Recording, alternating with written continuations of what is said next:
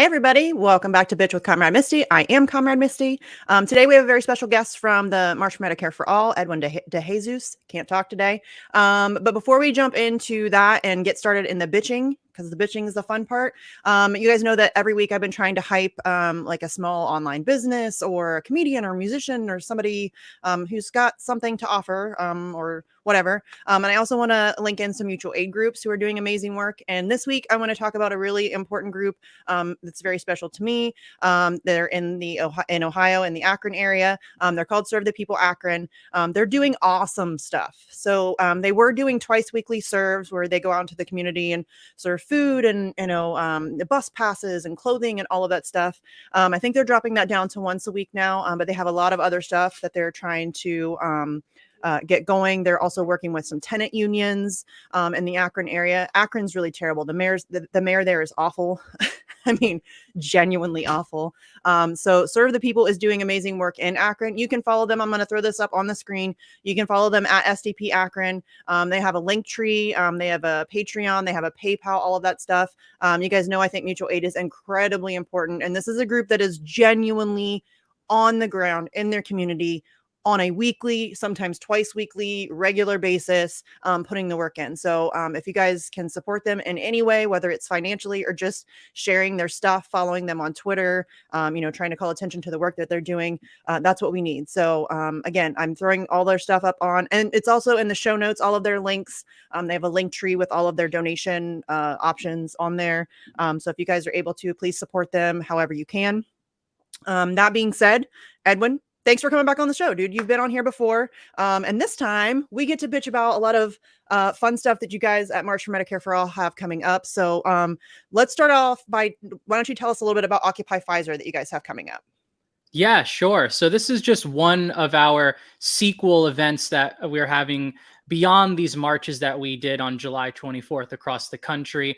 We recently did an event, Day of the Dead in San Francisco, outside of Nancy Pelosi's house. Now we're bringing the power and the fire to the East Coast, outside of Pfizer's Manhattan headquarters, this Monday at 8:30 in the morning, which I know is very early for some of us, but it's important because that's the time where most of the traffic getting in and out of the building occurs. And we really want our message to get across that Pfizer needs to support Medicare for all and say that they view healthcare as a human right. Because what they're doing right now with the free vaccines and the free testing is just a tiny little pseudo baby step toward what could be a single payer system where we do actually have medicine guaranteed at the point of service, zero copays and zero deductibles. But instead, what we have is private health insurance companies and big pharmaceutical companies generating billions and billions of dollars in profit at the expense of our taxpayer money. And they're also just very shady as an organization. There's reports coming out that they falsified data that was sent to the FDA. The FDA has a revolving door with the board of directors at Pfizer. Scott Gottlieb is one of those members of the board. We're also doing a letter campaign directed at him, which is something that if you cannot attend the event, we would hope that you can participate in.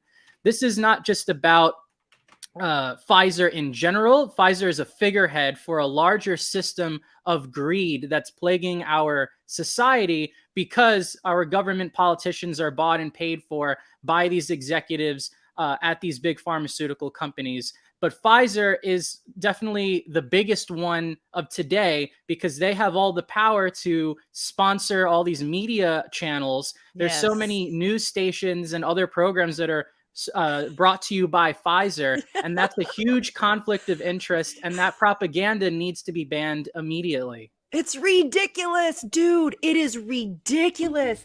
I just saw today, and I know people have tweeted it out before, but it just came across my feed again today where I think it was CBS, maybe one of the major news networks had like a tweet hyping up the mRNA vaccine. And it was sponsored by Pfizer. And I'm like, what the fuck is happening here?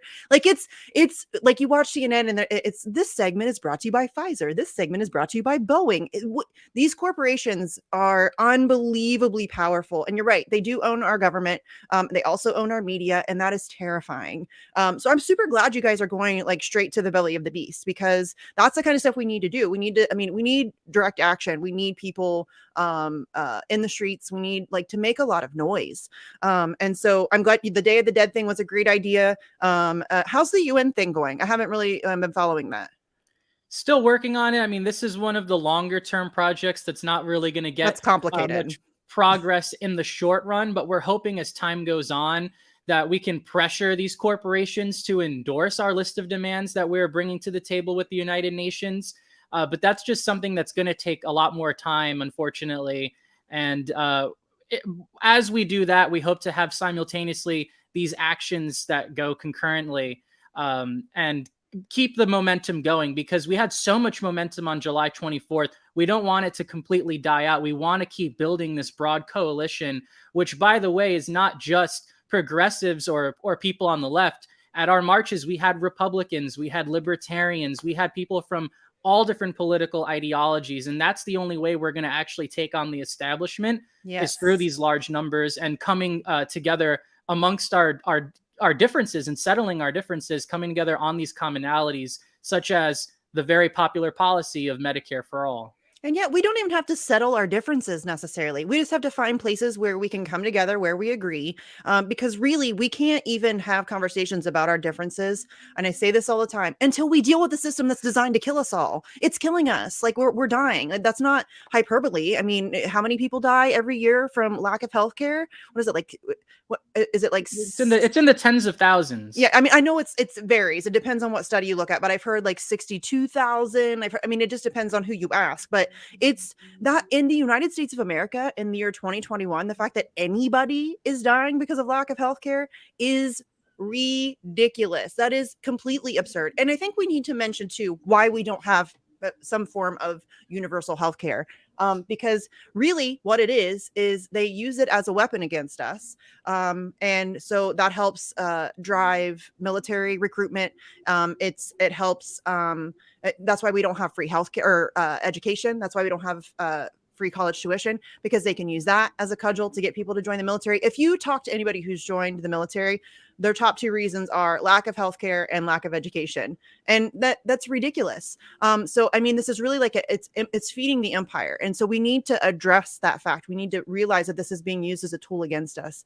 And, you know, it really frustrates me that we still have to have this fight, and that we have progressives in Congress pretending to fight for, you know, they claim when they want to run, when they need your vote, they're, you know, and you just dealt with this too. You've been getting trashed online.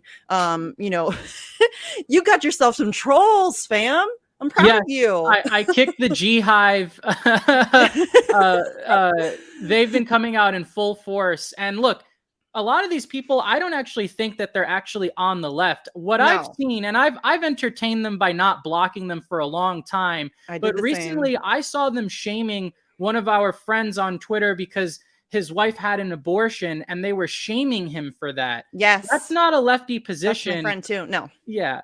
That's just complete, utter disrespect, rude, lack of compassion. They're not here to actually have like a debate or a dialogue. They're being either paid or just being pressured into shitting on us for I don't even know what their goal is, to be quite honest. I think it's just to spread division and hatred. I think that's really what it boils down to.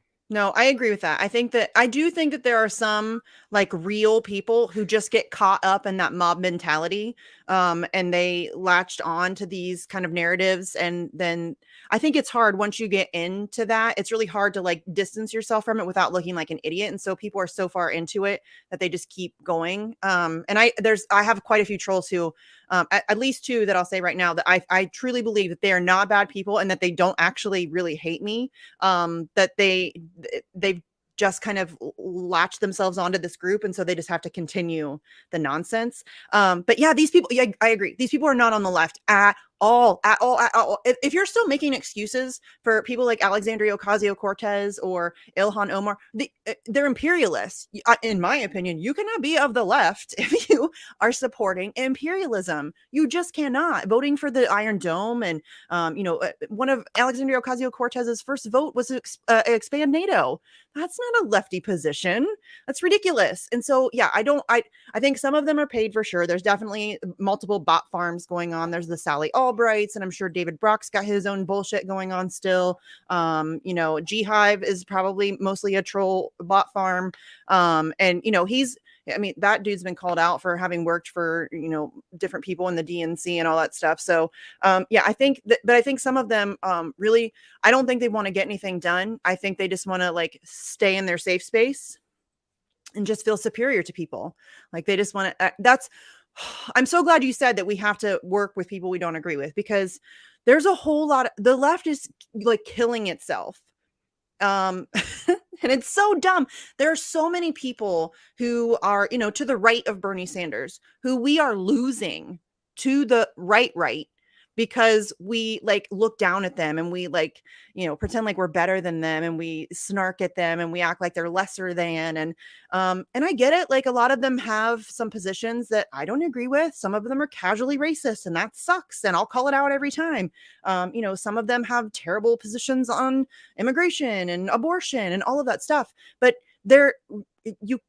we're not going to win anybody over by mocking them and otherizing them. And that's, you know, it seems like the left is determined to kill itself. The left, I should say, the left is really just determined to kill itself. I mean, is that something that you have been, because the trolls, I've been noticing you over the past, what has it been? Like probably like a month, you've been getting hit hard. Longer than that. Yeah. Yeah. Really, since probably you ran, right? Yeah, since I decided that I was going to run in a race where there was already a so-called progressive Democrat who was leading, all of a sudden I became this right-wing threat, even though I'm calling for a huge downward transfer of wealth. I'm calling for the original Green New Deal written by the Green Party. I was calling for all of these working class policies, but because I wasn't a Democrat, that somehow meant that I was a bigger threat to the Democratic Party than the Republicans. Nobody was coming out and attacking the Republican candidate, and she ended up having a lot more votes than I did. But yet they were hyper focused on coming out against me because I was holding them accountable from the left, from the direction of pro working class. And to them, it's something that's probably never really been done to them before. Well, and I think that the whole point of that crew is to squash dissent and accountability from the left. Like the whole purpose of the squad, of Bernie Sanders, of all of these people, is to control and gaslight and manipulate and funnel leftist energy into the Democratic Party. That is not going to ever work for us, ever. There's no reforming the goddamn Democratic Party. I can't believe that Bernie Sanders has been reforming the party since like 2015, right? You failed, dude. You failed miserably. They're worse now than they have ever been. That's not negotiable. I mean, that is non-negotiable. They increased the military budget by who even knows how much at this point. You know, Barack Obama, does it really matter? Joe Biden is illegally bombing Syria, and he's deporting more people than Trump. And I mean, it's a hot fucking mess. Trump gave us more money for COVID than Biden did. That's real talk. I mean, and people are still, yeah, we're the assholes for calling that out. And it's mind-blowing to me that anybody is still falling for that bullshit. It really is. I'm still waiting for those $600 that we were promised between the 1,400 and the 2,000. Those checks never came in the mail. No, it's so much gaslighting, and I think really the problem is people are so just used to their old ways and their old habits and their old traditions. And when they turn on CNN, they turn on MSNBC, they're being told that, well, if you deviate from this plan, which is voting for the Democrats, that you're racist, you're MAGA, you're this, you're that. At the end of the day, these narratives are purposely manufactured by those in power to keep us divided. Yes. So that if we keep viewing those as other than us, and even though we might agree on the fact that our politicians are corrupt, we might agree that big tech is censoring people on both sides of the aisle, we might agree on all this stuff, but oh, wait a minute, you're critical of Fauci and the rollout of COVID-19 policies. Oh, you must be QAnon. And then that's just what completely obliterates everything else that would have united us. And it shouldn't have to be that way. And that's why I don't even tune into mainstream news media anymore, because it's just brainwashing. Even if you're self-aware while you're watching it, it's still affecting you subconsciously. And their ratings are obviously plummeting. I wonder if they're secretly hoping Trump runs and wins again just so that they can get some more money. Because 100%. that was their savior in terms of revenue, even though it comes with the caveat of him, shitting on them 24/7 and calling them fake news. It's like a sadist, masochist kind of relationship that they had with him. They love that though. They love, because then they can play the victim. Oh, he's so mean to Jim Acosta. What the fuck? They're torturing Julian Assange. I don't care if Trump tweeted something mean about Jim Acosta. I don't give a shit. Jim Acosta is a paid propagandist. He's a piece of shit. I don't care about Jim Acosta. But you're right, though. They definitely would love for Trump to win again. Or, I mean, it doesn't even, like, any Republican that they can, monsterize, that they can demonize, that they can turn into this big bad boogeyman. That's how this whole thing works, really. That's how the media works. That's how, and, that's why I talk about this all the time, because in my personal humble opinion, narrative management is the front fucking line of everything. We cannot effectively combat anything or fight for anything effectively if we cannot get information out there, like legitimate information. And they're clamping down on that so hard right now. I mean, it's ridiculous. Sleepy and I were just talking before we went on air. Slow News Day is constantly being suspended. Combo Couch, Nico, they're all being demonetized. And Sky Daddy. Yeah, Sky Daddy. I mean, it's happening. Michael, Felon. It's happening all over. Like, they're taking down Nicaraguan activists and claiming that they're bots, despite the fact that they posted videos like, hey, this is me, not a bot. And it's happening all over the place. And that should terrify everybody, because that's how they maintain control. They are able to manipulate the information, the media. Not only are they able to get you to vote against your own interests, they're getting you to think against your own interests. And they use division so effectively. It's really scary. They're really quite good at what they do. And I don't know how to get people to see that. Because even people that like we or are in like our circles, they don't understand how bad the problem is. It's really, really bad. And we only have like these little tiny threads of like independent media, which I think if we weren't up against an amazing amount of suppression, independent media would be huge right now. Do you know what I'm saying? Because people are desperate for legitimate information. Like, they really are. Yeah, and they're trying so hard to cancel people like Joe Rogan, Jimmy Dore, but they're not trying to cancel the Young Turks, who are probably finally are seemingly coming around to the whole force the vote thing a year later. But it's clear that from the very beginning, they knew it was a good strategy, but they wanted to simp for the DNC. And everyone else who was shitting on the strategy thinks that maybe one day they could be some sort of consultant for the DNC, which is as unlikely as, those who vote for tax cuts for the wealthy because they think one day they're going to be in Bill Gates' position. It's just a 1 in billion chance that you would reach that a level of wealth, or probably get some sort of job in a Democratic White House. And even if you did, even if you were like, you kind of hold your tongue, you bite your tongue, is that really going to actually achieve any material change for the working class? If you say, well, I might be quiet about this one issue so that I can use my leverage for something else. Prime example, AOC said, I'm not going to use my leverage on force to vote because I want a $15 minimum wage. It's more doable. It's more doable, Edwin. That's what she said. And they didn't even fight for it. And she wanted a committee seat. I keep forgetting the name of the committee. I don't know if it was Energy and Commerce seat, I think. But she lost to Kathleen Rice. Yes! And now it's Kathleen Rice, who's a big pharma shill, who killed the Medicare expansion that would have been in this bill that would have expanded dental, hearing aids, and vision. So it all goes to show that if you bite your tongue on one important issue because you think that that'll somehow be for the greater good in the end, you're only hurting the working class more and more, and you're only putting yourself in a position where you're moving gradually to the right and gradually to the side of the oligarchs and the ruling class. And I honestly, people can call me conspiracy theorist. I think Alexandria Ocasio-Cortez was always a psyop. She's always been controlled opposition. I mean, she interned for Ted Kennedy. You do not get an internship with Ted Kennedy out of nowhere. You just don't. Like, you just don't. So I think she's always been full of fucking shit.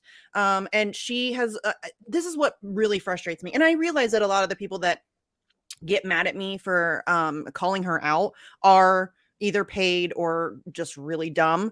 But it I don't know how you can possibly continue to defend these people. Honestly, I do not, because you're right. We can't do force the vote because it will, $15 an hour is more doable. When it came time to fight for $15 an hour, they didn't even whimper. Like, there was no conversation. There was no, stand taken. There was no holding of the line. They did this exact same thing recently with the Build Back Better and all that stuff. Oh, we're going to hold the line. We're going to hold the line. And it just kept getting dropped back farther and farther, and more stuff was getting stripped away from it. And I'm just supposed to like sit back and be like, yeah, look at them. They're fighting. That's not fucking fighting. That's ridiculous. This is what is so mind blowing to me, that there are still people. If you give a shit about the working class and you're still defending the squad, you actually don't care about the working class.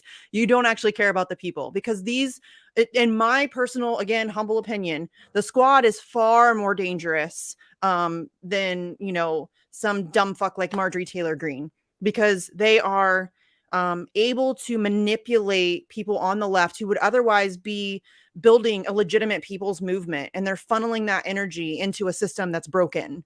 And that's really, really, really bad. It's really fucking bad. Pramila Jayapal said she wrote the goddamn bill, right? She wrote the bill. We can't fight for this because it'll hurt the movement. What? Like, I don't even understand what that means. Why write the bill then? What are you talking about? It's, again, the year 2021 in the United States of America, in a global pandemic, whatever you think of the pandemic, and we don't have health care. Like, they want to mandate vaccines, but we can't just get health care. It's we live in a cartoon, and people are just okay with this. And like, yeah, you better go get vaccinated. I'm a bitch for holding Alexandria Ocasio-Cortez accountable for giving up the fight for Medicare for all. They don't even mention it anymore. They don't even mention it, right? When's the last time she tweeted about it? She just mentioned access to healthcare now. That's what they're doing, access and expanding. We're going to expand Medicare. Bernie's doing the same fucking thing. We're going to expand Medicare to include for seniors. What the fuck, dude? And he who was it? Somebody, it might have been Pramila Jayapal, was like, old people, it might have been Bernie. Old people shouldn't have to worry about their vision and their dental. Young people shouldn't have to either. Young people have teeth too. I haven't seen a doctor or a dentist in 8 fucking years, so right? They can kick my ass. I just paid over $2,000 to get a root canal and all that stuff done. Like, what the fuck? Like they're gaslighting. They're pretending like that's a win. Like, they're trying to fight for, I mean, look, we've completely given up the thing that we promised you we were going to fight for, but look at these little crumbs we're going to flick in your direction. And you're not even getting those. Like, they just keep, like you said, Edwin, they just keep moving to the right. And then these douche canoes on Twitter defend them all the fucking time. I don't get it. You're right. They have to be bots. If you tell a lie enough times, it just becomes true, apparently. The more you just keep repeating nonsense in the media, the more that people will be like, well, I guess there must be some merit to this since I heard it 1,000 times. Mm-hmm. No, that's the plan. That's exactly the plan, is that everyone thought that, for example, Anthony Fauci was some sort of godsend who was like this anti-Trump figure. And we found out that he was funding research where they were putting puppies to be tortured alive and stuff like that. And nobody really bats an eye when they read stuff like that, because they just think, oh, yeah, okay. I mean, he still must be a good guy, right? Because he was anti-Trump, right? Mm-hmm. Hey, every single Democrat was anti-Trump, and yet they're all shills for big pharma. They're all shills for the private health insurance company, big real estate, big tech, Wall Street, the fossil fuel industry. Heck, even the DSA was doing a rally here in Queens, where they were saying, "Oh, we got to stop this peaker plant that they want to build right here in Astoria, Queens." and they said, oh, Chuck Schumer couldn't make it, but he stands with us, and we're going to read this message that he wrote. And it was like, oh, thank you, Chuck Schumer, for all of your support and coming with us to fight the fossil fuels. And I was like, wait a minute. Doesn't he take the money from the fossil fuel industry and supports tax abatements for the fossil fuel industry? And you think that praising him for being against this power plant is some sort of like, oh, let's like praise him now? You're giving him the ammunition that he needs to be perceived as some sort of left adjacent character, so that when there is a primary against him, he will have more clout and more of a defense. And the same exact thing with Kathy Hochul, who, by the way, I think is more insane than Cuomo, to be quite honest, which is hard to say. But from what I've seen, which is like, she's like a cult leader in a way. I mean, I remember her saying like, oh, you know, these vaccines, they came from God himself. And I need you all to pray to me who's bringing you these vaccines. And it's like, what the hell are you talking about? Like, you're someone in power and you're technically unelected, and here you are already like acting like some sort of pope. And it's psychotic. It is quite literally becoming a cult. But it's not just the Democrats. You know, the Republicans, they're two sides of the same coin. Both parties, they're both bought and paid for by the same interests. And when this is something that happened in Virginia, for example, the governor, doesn't matter who won, because Wall Street still wins, because the oligarchs still win. And that's the whole point, is to give you this illusion of choice so that you feel like you had some sort of input in changing the system, maybe a little incrementally to the left, a little incrementally to the right, when no matter who you're really voting for in these two major parties, you're consolidating the wealth to the very top, no matter who you're voting for, even if they're a so-called progressive. And that's unfortunate, because people would say, hey, AOC doesn't take the corporate money. And now we know that Justice Democrats did take corporate money. But even if they didn't take a single dime from the corporate interests, they're still subservient to Nancy Pelosi, who is the corporate master. So when you're calling Nancy Pelosi Mama Bear, when you're supporting whatever she tells you to do, you're voting president on bills that would increase Capitol Police funding, even though you say you're for defund, but clearly you weren't. When you do that, you are being subservient to corporate interests indirectly.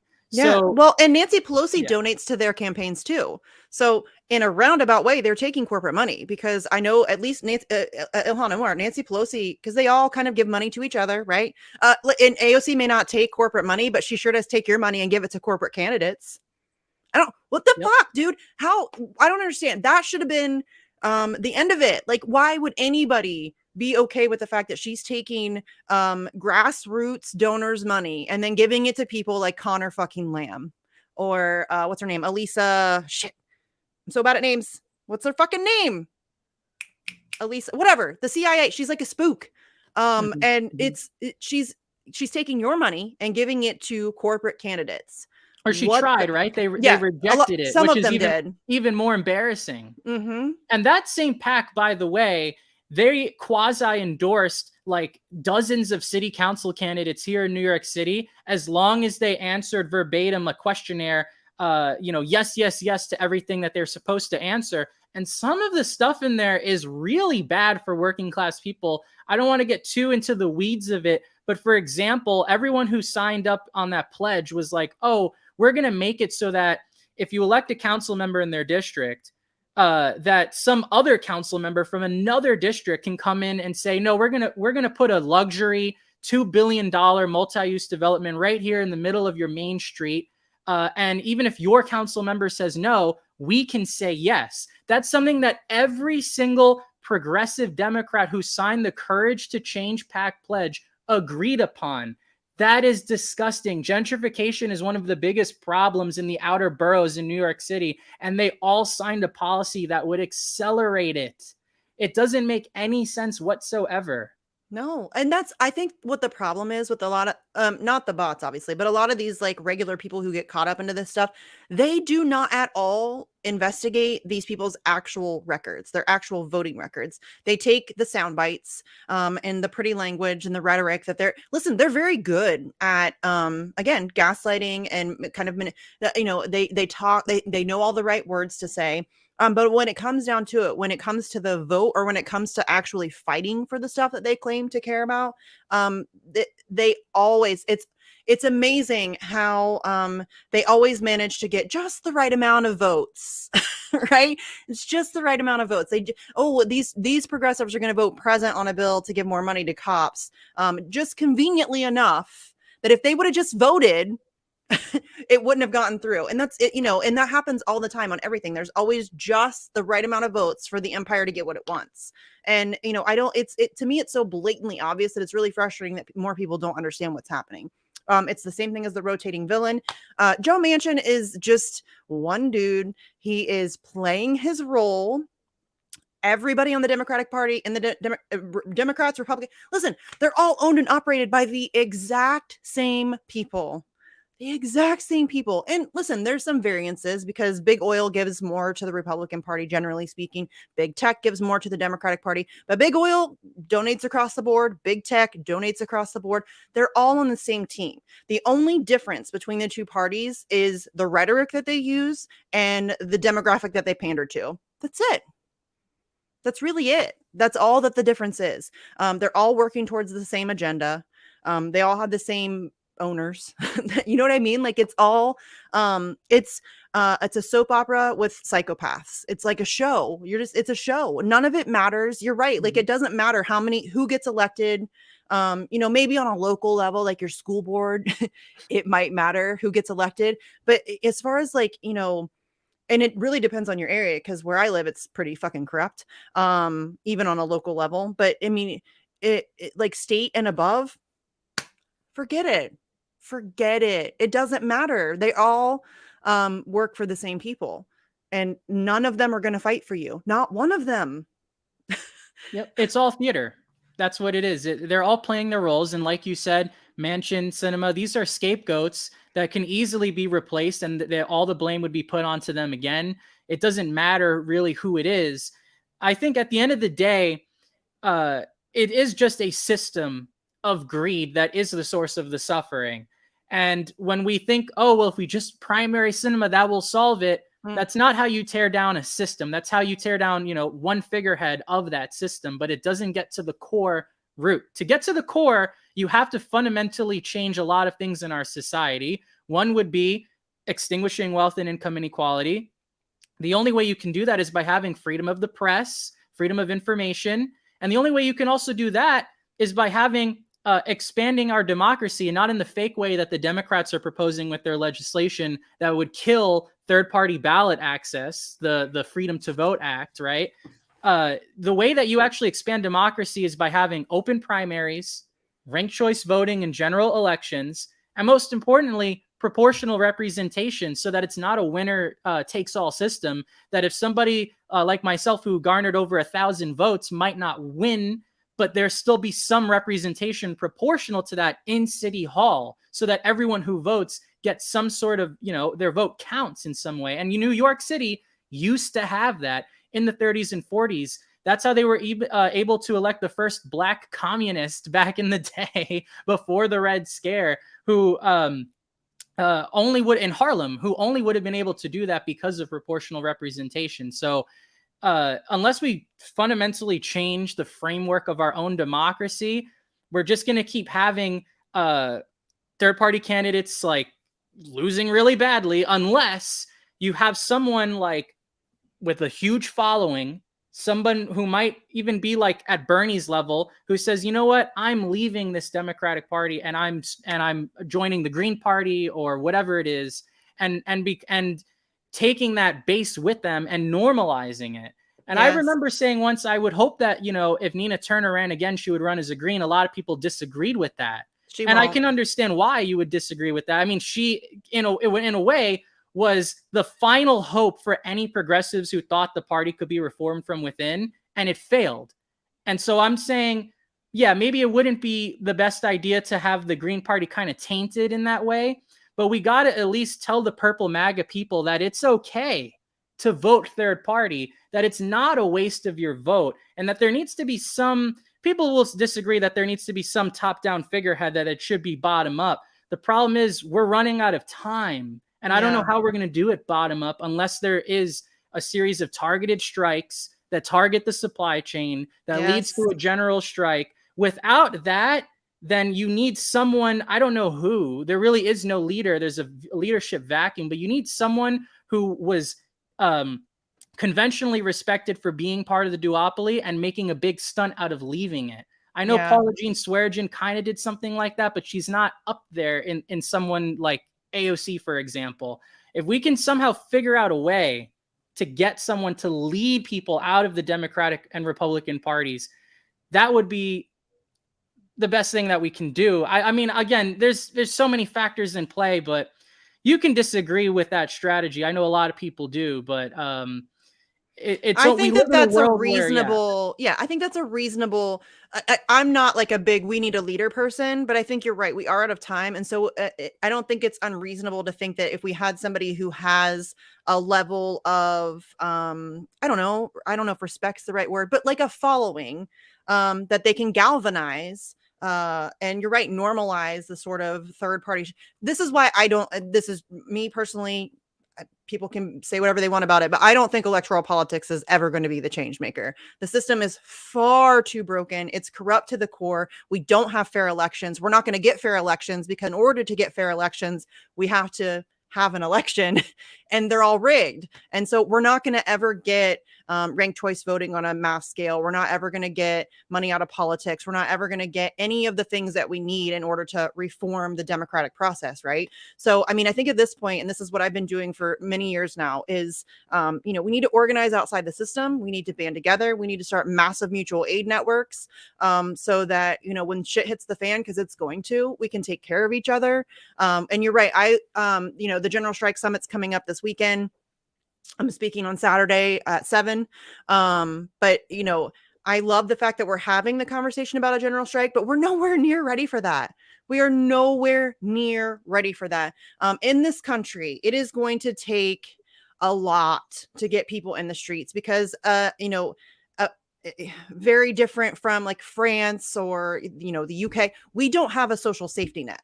And so in order to get people to be willing to get out into the streets and risk their jobs to strike, we're going to have to prove to them that we can take care of them. We don't have healthcare. People need to know that they're going to be able to see a doctor. Their kids can see a doctor, that they can eat, that they're going to be able to, survive, because any strike that we do is going to have to be sustained. Once we get into it, we cannot back down at all. We have to be in it all the way, see it through, because if we back down, that would be so demoralizing to the movement. I don't know that we could come back from that, honestly. So, that's why I preach about mutual aid all the time, because we need to have that kind of network, where we can, and that's why I think, for me personally, targeted strikes right now, rather than a general strike, is a much more feasible option, because you're right. We can, attempt to target supply chain. If we could shut down trucking or, airport or the airlines or whatever, in a sustained way, I think that it wouldn't take long for us to start getting demands met. We wouldn't get everything we want, but we could get some stuff. You know what I'm saying? And I think that would then be really motivational for people. I think if we could just get some wins, you know what I mean, on a bigger scale, because I know that there have been successful strikes. There are strikes going on all over the place right now, that they're really digging in their heels. It's amazing to see. But we need some broad wins for people, I think, for people to be inspired. Do you know what I mean? Like, does that make sense at all? Because I think that's people really need it. Everybody's really demoralized right now. Yeah, I mean, hey, Amazon Labor Union, with Chris Smalls, who's a friend of the March for Medicare for All, they just successfully were able to get a petition started, which is a pretty big deal for their Staten Island warehouse. So stuff like that, where these union workers are coming together independent of parties, they're an independent union. And so many unions, especially in New York City, are entrenched into this duopoly. But if you have more independent union labor like that, and we have some sort of revolution like we did in the 30s and 40s, then we might actually be able to pressure somebody, I don't know, Biden, but maybe we can at least get that pressure going so that we can have something like an FDR scenario where they have no other choice but to listen to the workers, or else they'll be ousted.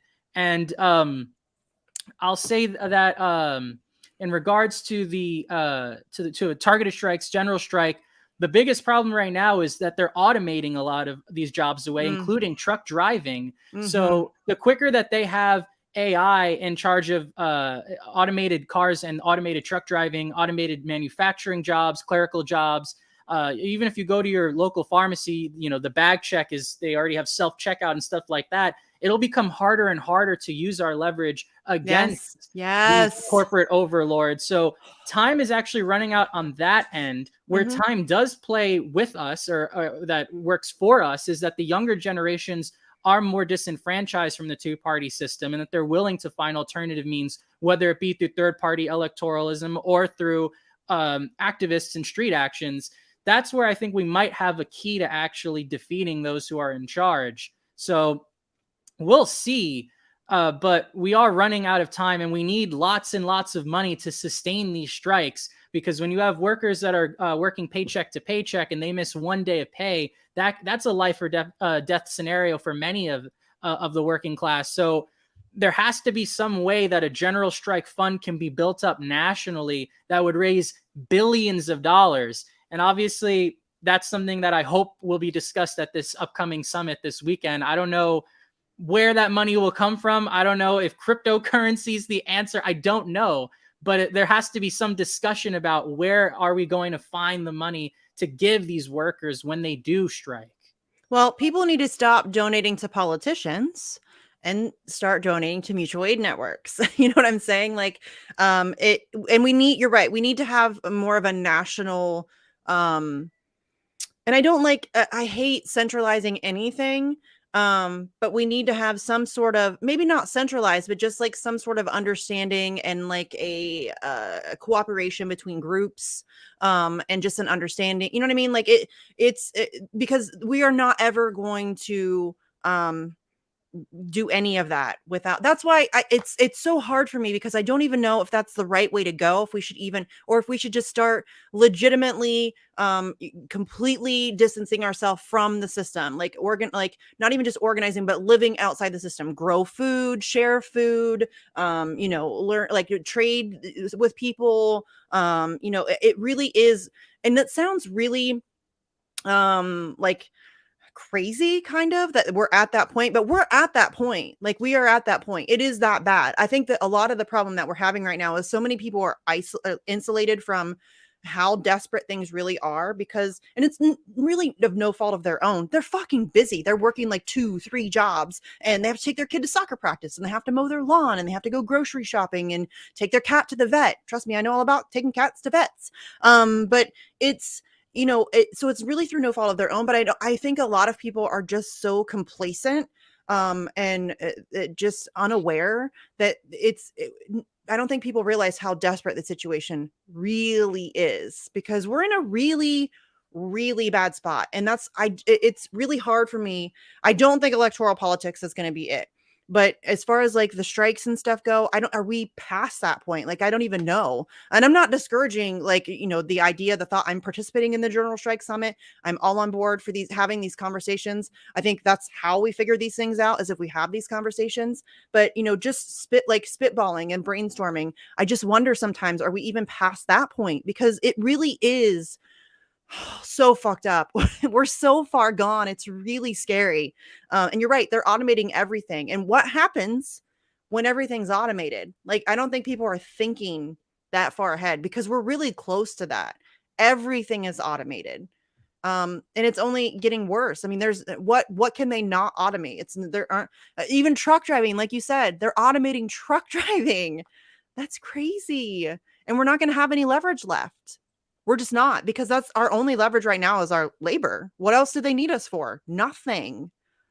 Our data, our data is super valuable. If there's a way True. we can protect our data from being sold to these third-party companies like Cambridge Analytica and Palantir, so that Facebook doesn't have rights over us and we're not the commodities, that we have some sort of internet bill of rights, that's the new gold, is really using our data so that they could sell it to advertisers and sell it to these creeps like Bill Gates so that they can work on transhumanism, which is a thing. It's not a conspiracy. That's something that they're working on.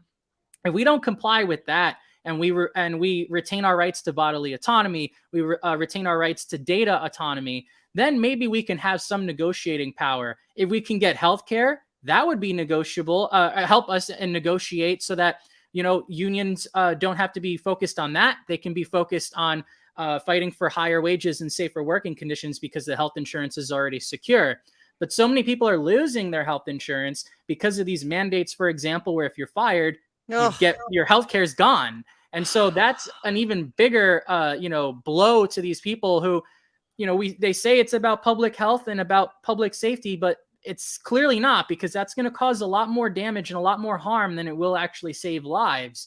So we have to figure out a way that somehow like you said, we need to figure out a way to live sustainably outside of the system through local agriculture, municipal gardens, having homegrown marijuana, for example, ending the war on drugs, which city councils can do, local politicians can do, so that you have less people in jail for plants and that you can actually use something like psilocybin, which is the active ingredient in magic mushrooms, to actually help people with mental illnesses and mental health problems.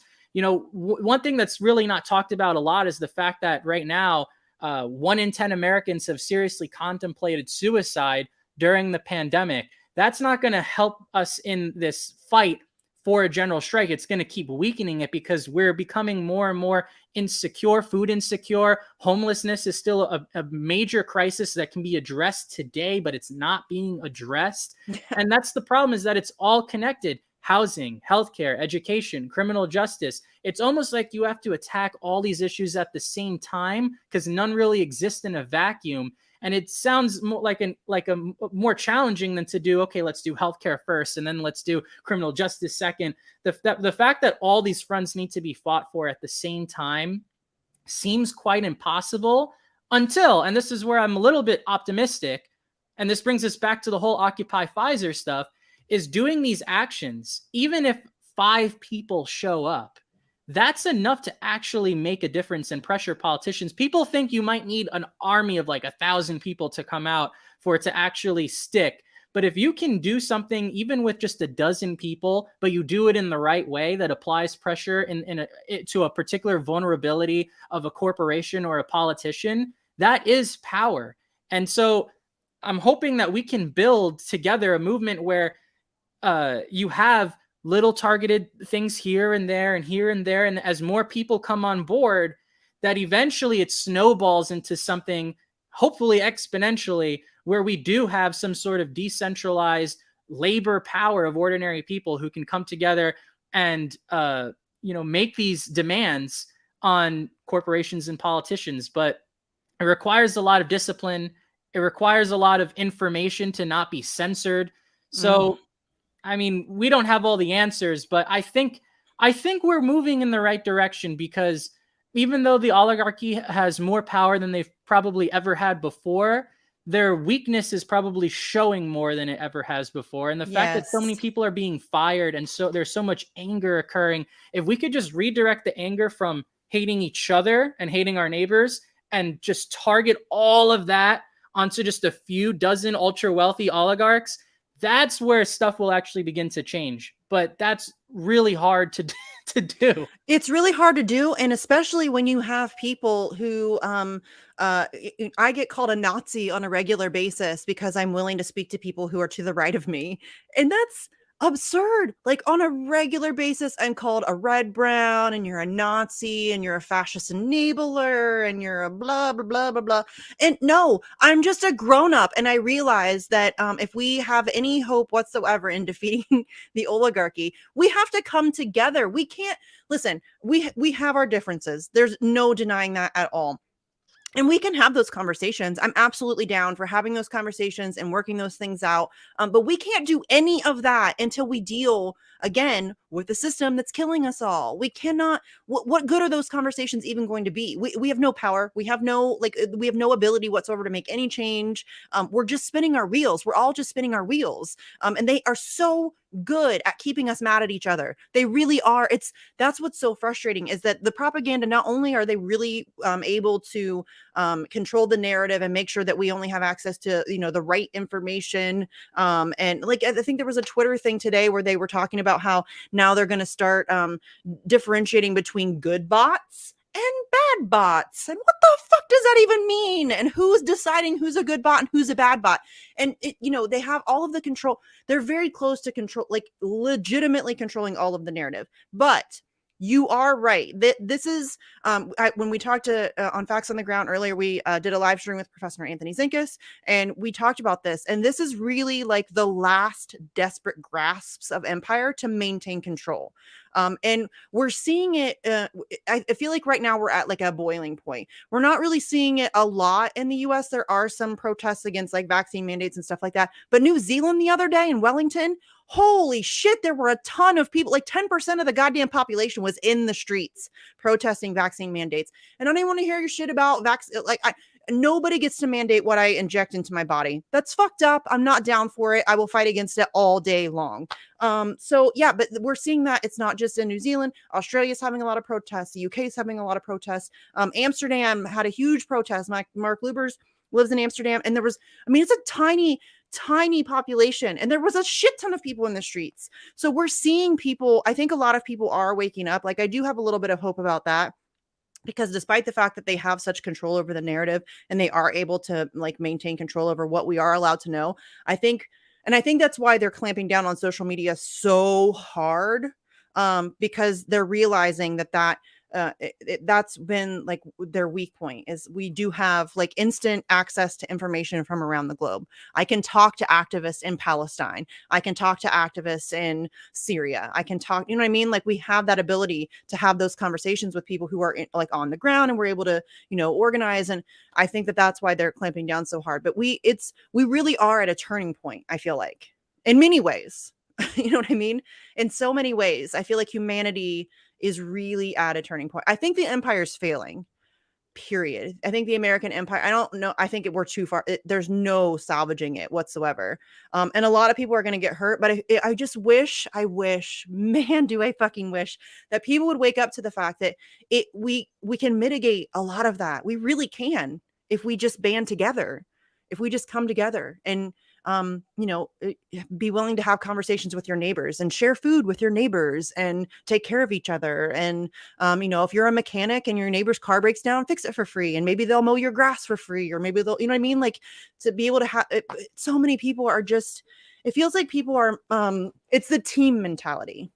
I think, tribalism. Yeah. Yes. It's an innate trait in human beings to be altruistic, but that's being suppressed because it's not economically viable. There needs to be some sort of incentives in the world that we live in to allow ourselves to express those acts of altruism freely without having to worry about our survival at the same time. And going back to your earlier argument about, these mandates, something that we saw in New York City that obviously wasn't covered, but it's really huge news, is you have groups like BLM with people who are waving Trump flags together at the same rallies, protesting for the same cause.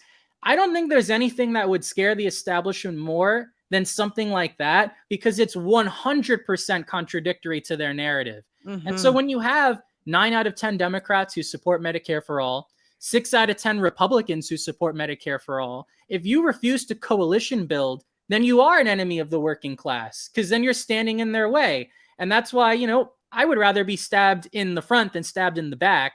And that's why I don't like it when, progressives or so-called progressives are shitting on Force the Vote more than any Republican did. It just doesn't make sense that people who say that they're, we want to fight for justice and human rights. Oh, but we can't do it with you because you're not now. Yeah, we got to keep waiting, and then not this person because I didn't like what they said about that and this and that. That's not how it works. No. And these are not normal times. Like, there's nothing normal about being denied entry into a restaurant based on what medical procedure you had. That's not normal. That's not what the polio vaccine was back in the day. That's not a normal society. So we have to take measures that are unique, that are measures that we would never have done before. We have to think in an emergency mindset, the same emergency mindset that's allowing the government to enact all of these authoritarian policies is the same emergency mindset we need to have to come together with people we would otherwise disagree with. And so, yeah, I mean, if you follow the science, right, as they say, you would find out that it leads to profit. And that's the number one motive, is profit over people. What's the bottom line? Treating people, not curing diseases, because that doesn't make money. Cheap alternative forms of therapeutics, they don't make money. Upcharging the cost of prescription drugs, banning plant-based medicines, and making sure that people are hooked on whatever medication that they have, that the big pharmaceutical companies are responsible for these crises like the opioid crisis, and then having us hooked on whatever on Suboxone instead of stuff like Ibogaine, which is known to cure those who have like opioid withdrawal. They don't want us having access to anything like that. They want to have us only confining our dialogue to what's only feasible for what can make them profit. And that's the bottom line. And it reminds me of this meme that I saw where it was a scientist looking into a microscope, and it said, it appears to be mutating into a totalitarian dictatorship, because it's not just about this virus. This virus has been very severe, but what has actually killed more people is the failure of these politicians and our leaders to actually meet the moment. And instead of actually giving people healthcare like they say they would if they actually gave a shit about our health or about our public health, they're just normalizing fascism. And if they gave a shit about health, we would have healthcare.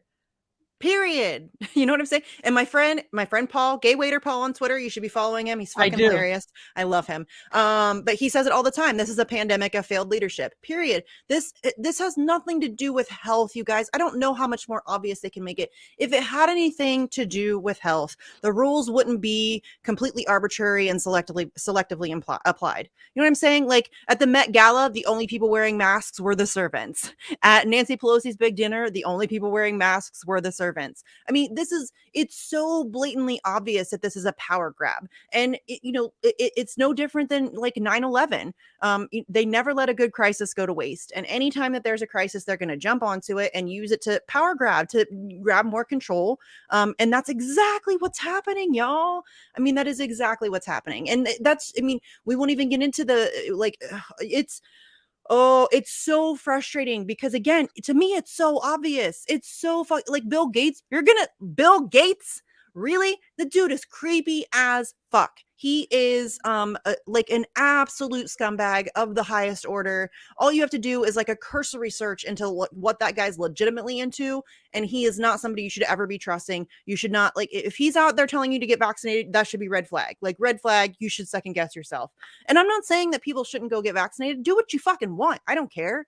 But you don't get to tell other people what they're going to do. It's to me, that's so, like, duh. Like, why? And the left, they're cheering this shit on. Like, there are leftists out there who are like calling people who don't want to get vaccinated psychopaths, and some people are saying that they should be shot, and some people are. I mean, it's another way that they're dividing people. It's just another way, and they're just looking for another forever war. You know what I mean? Like, this is another war on terror, another war on drugs, or whatever. We're gonna have a war on COVID. You know what I'm saying? It's just endless booster shots. Trust the science. There's no science that supports mandating vaccines. No science supports that at all. And they're firing fucking nurses, y'all. Like, a few months ago, before vaccines were readily available, we were calling, they're heroes, and they're the front line, and we should all, like, we're going to go outside and we're going to clap and ring bells for them and cheer for them. And now if you don't comply with getting vaccinated, then they're just going to kick you to the curb. They worked on the front lines of COVID for 18 months with no vaccine. Like without proper PPE, we didn't even provide proper PPE. We weren't giving them like proper days off. They were all exhausted, blah, blah, blah, blah. And now you want to fire them because they don't want to get vaccinated after they spent 18 months vaccine free fighting this? That doesn't make any sense. It's completely nonsensical. And again, like well-meaning people who are otherwise intelligent and who claim to be of the left are cheering this shit on, just like they're cheering on censorship. Oh, the cheering on of censorship has been really depressing to me, Edwin. I'm not going to lie. I'm really so it's, people, it's amazing. The hypocrisy of it. You see people like Jordan Chariton of Status Quo cheering on somebody he doesn't like getting censored. But then when it happens to him, he's like, oh, I got censored. What did you think was going to happen? What did you think was going to happen? If you cheer on censorship for somebody else, it's coming for you. It almost immediately happened when Trump was banned off of Twitter and so many leftists were celebrating it. That same week, there were prominent leftist groups who were then blocked off of Twitter, whatever platform it was, within like a matter of days. Yeah. Y'all. So yeah, I don't think if your goal is some sort of compassionate policy or society, that taking uncompassionate or unloving routes to get to that goal is ever going to work. It's the same thing with the mandates. You might want to save lives, but by denying people healthcare in the middle of a pandemic, if they choose not to take a certain procedure, that's not compassionate. That's the opposite of being compassionate. And it's funny with Bill Gates. There's Lilo right there. Hi. Aww. Bill Gates, for some reason, who's not a doctor, has somehow been in charge of our public health crisis. He couldn't even stop his own computers from being infected with thousands of viruses. And yet here he is dealing with our children, our loved ones. Why are we listening to some Epstein Island affiliate? It doesn't make any sense. No, he's a disgusting human being. He is he's a psychopath. That's it. He's a psychopath. He is an absolute fucking psychopath. But it's, watching people on the left cheer that, it's really been one of the most depressing things I've witnessed over the past several years, because it's like it really started with the censorship stuff for me, because Bernie Sanders, I started really noticing it with Bernie Sanders refusing to speak about the rigged primary. WikiLeaks gave him everything he needed to fight back against the obvious election fraud in the primary. I mean, WikiLeaks we all knew it was happening, right? Like before WikiLeaks came out, we were all like, this is bogus. Like this is where it's all rigged. But WikiLeaks and Julian Assange just gave us proof of that. And Bernie Sanders won't even mention it. He won't even talk about it. And instead he gaslights for that same party.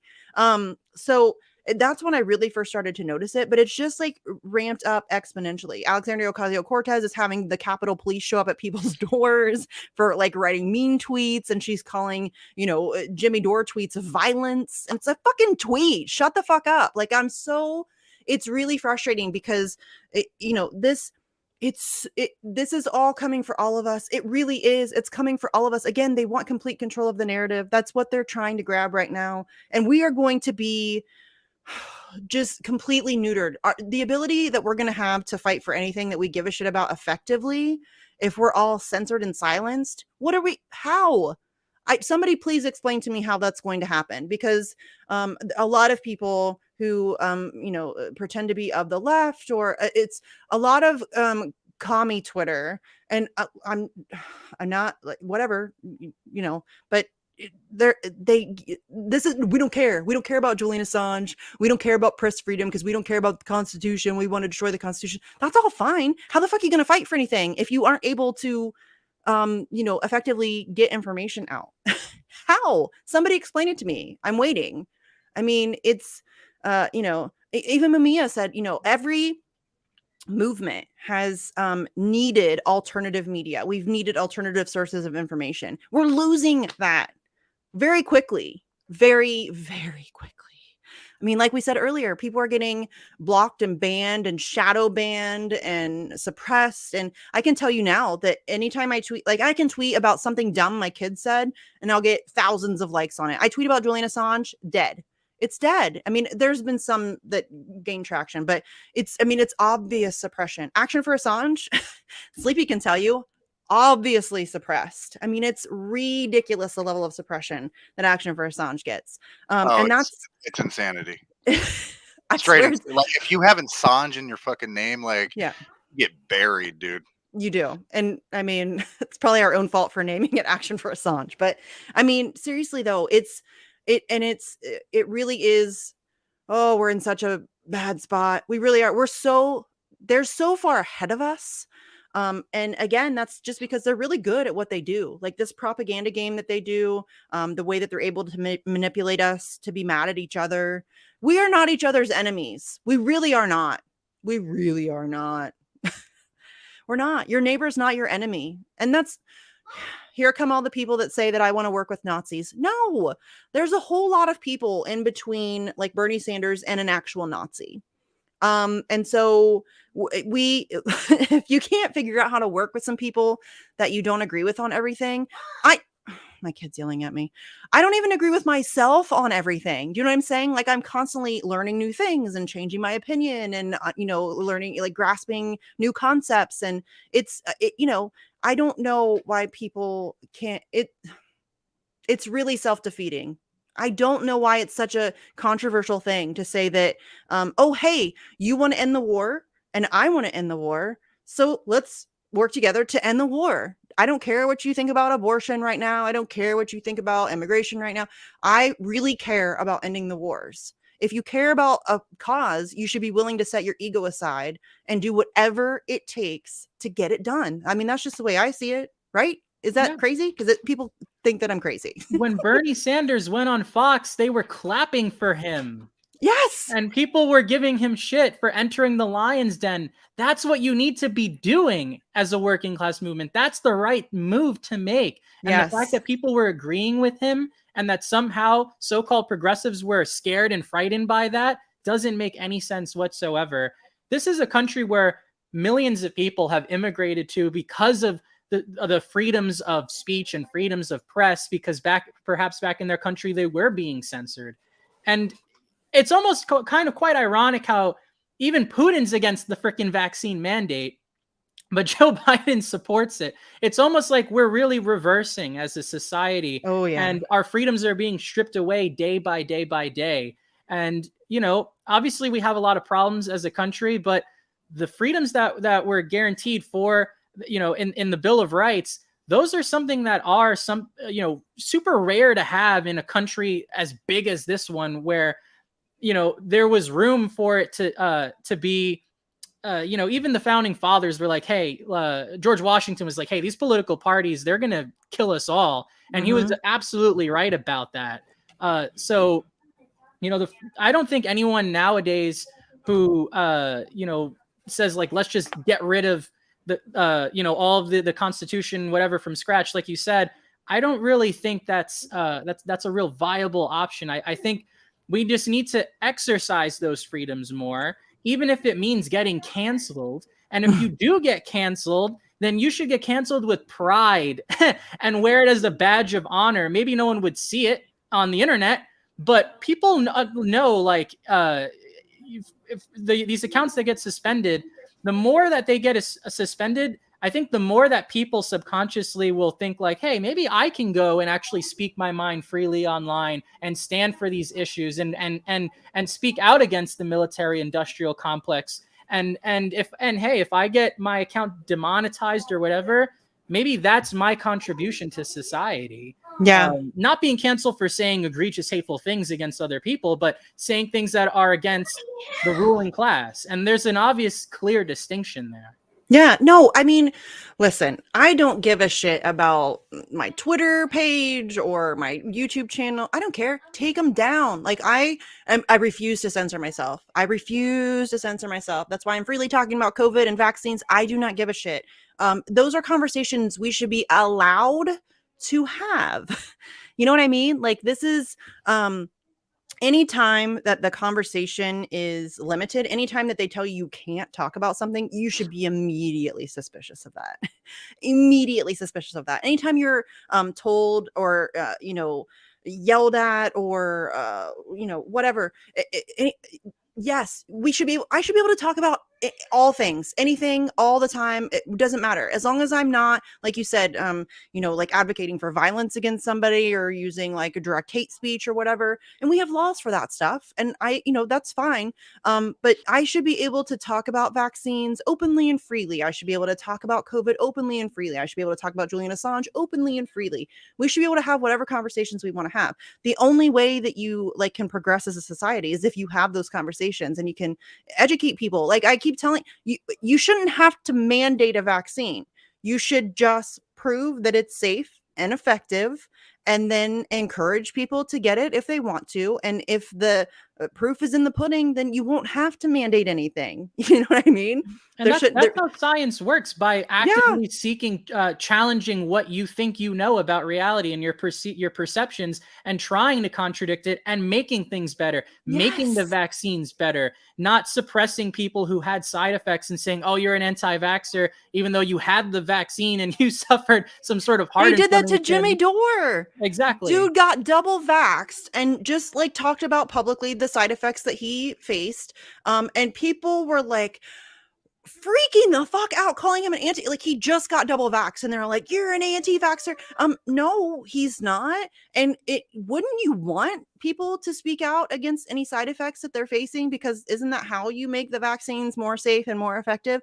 That should have been a red flag for everybody. That when people who have gotten the vaccines come out and speak about their adverse side effects, and they're immediately like lambasted and like labeled anti-vaxxer and like a danger and a threat and all, you should be suspicious of that, because that's exactly what we should be doing. People should be openly discussing their side effects and openly discussing how it made them feel and all of that stuff. That's part of the science. You want to follow the science? That's science. Science is constantly trying to prove itself wrong. Constantly. That's what science is. Did you see the Pfizer CEO yesterday said those who spread COVID and misinformation should be sent to jail? Yes.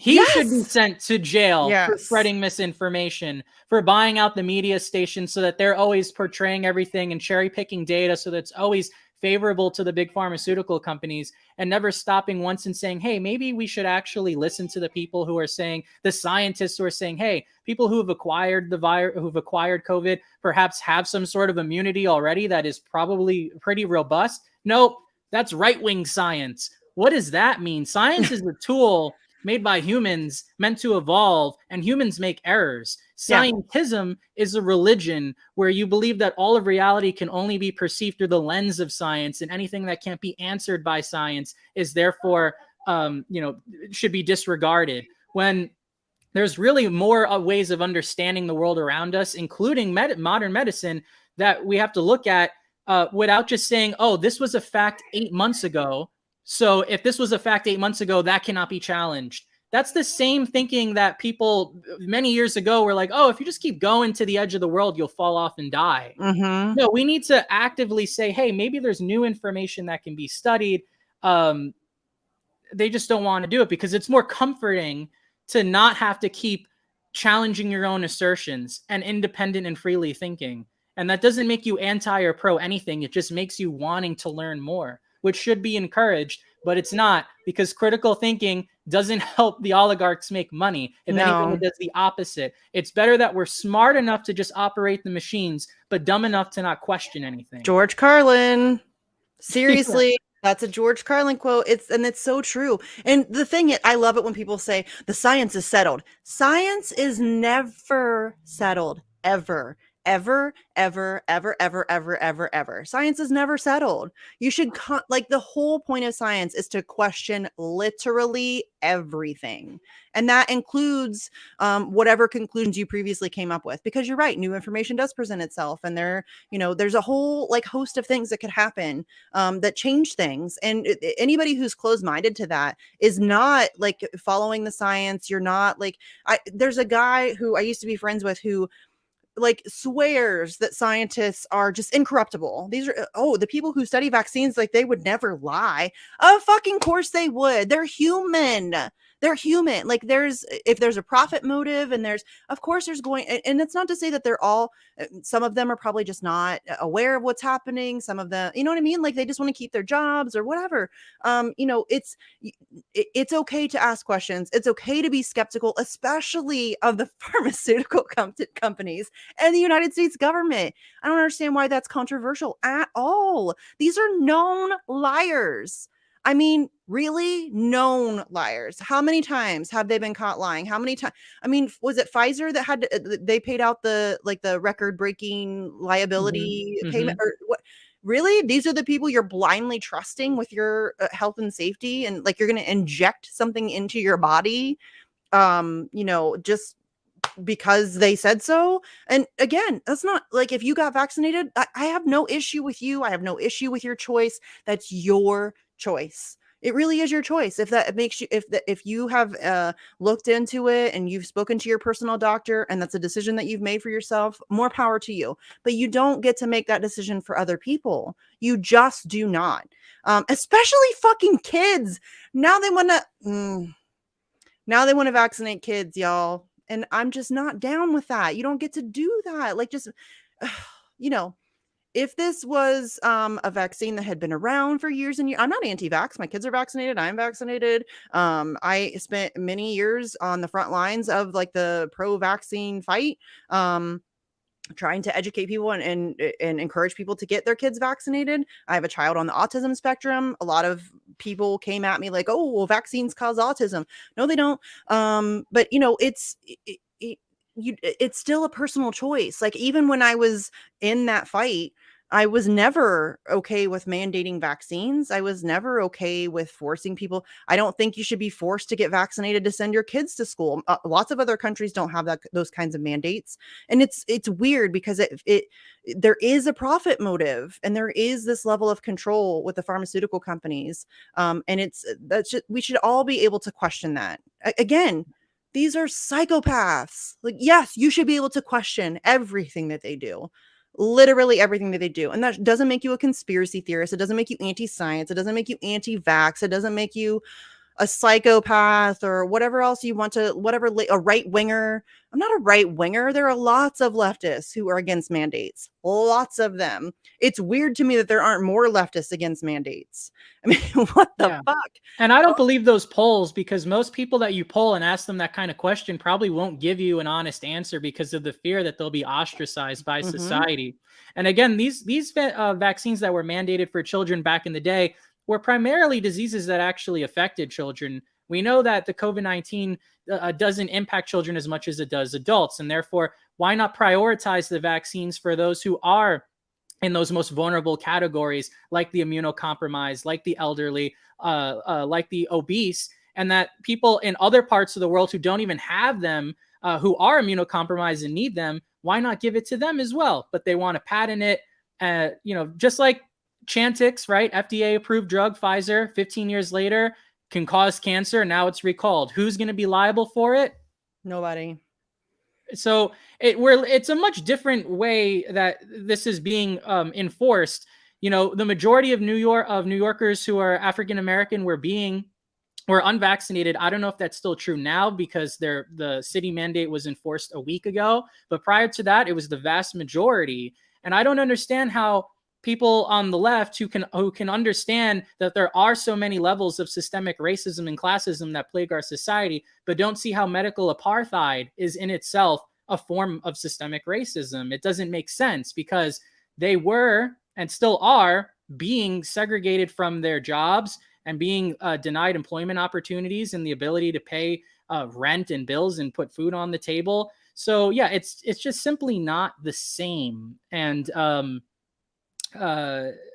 FDA, I guess are somewhere scribed into our Constitution says in the FDA we trust or something. I don't know why people think that the FDA is uncorruptible, like you said, or even doctors back in the 70s with the swine flu, where there has been documentaries that have shown people had adverse reactions and it was being censored. And we know many years later, okay, yes, there was some sort of semi-rare neurological disorder that occurred, But the fact that you weren't allowed to talk about it so that you can improve that vaccine and mitigate the risk of side effects is detrimental to science itself.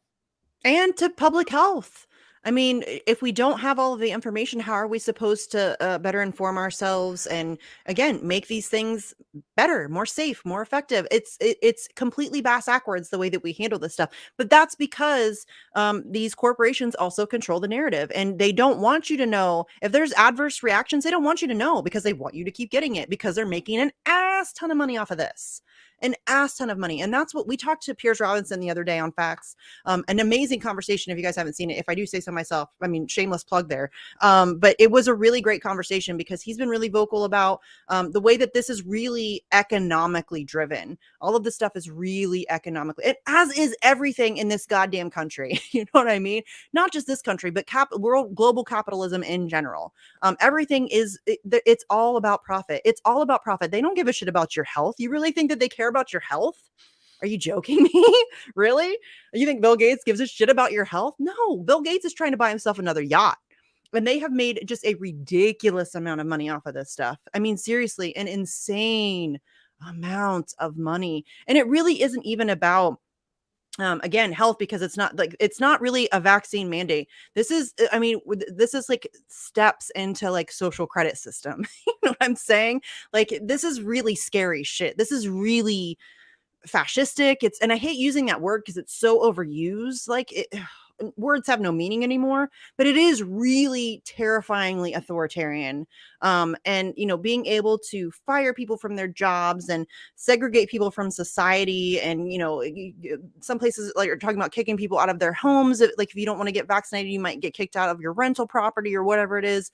It's fucking nuts what's happening. And that so many people are just, and I get why, because they're scared, and fear is a very powerful tool.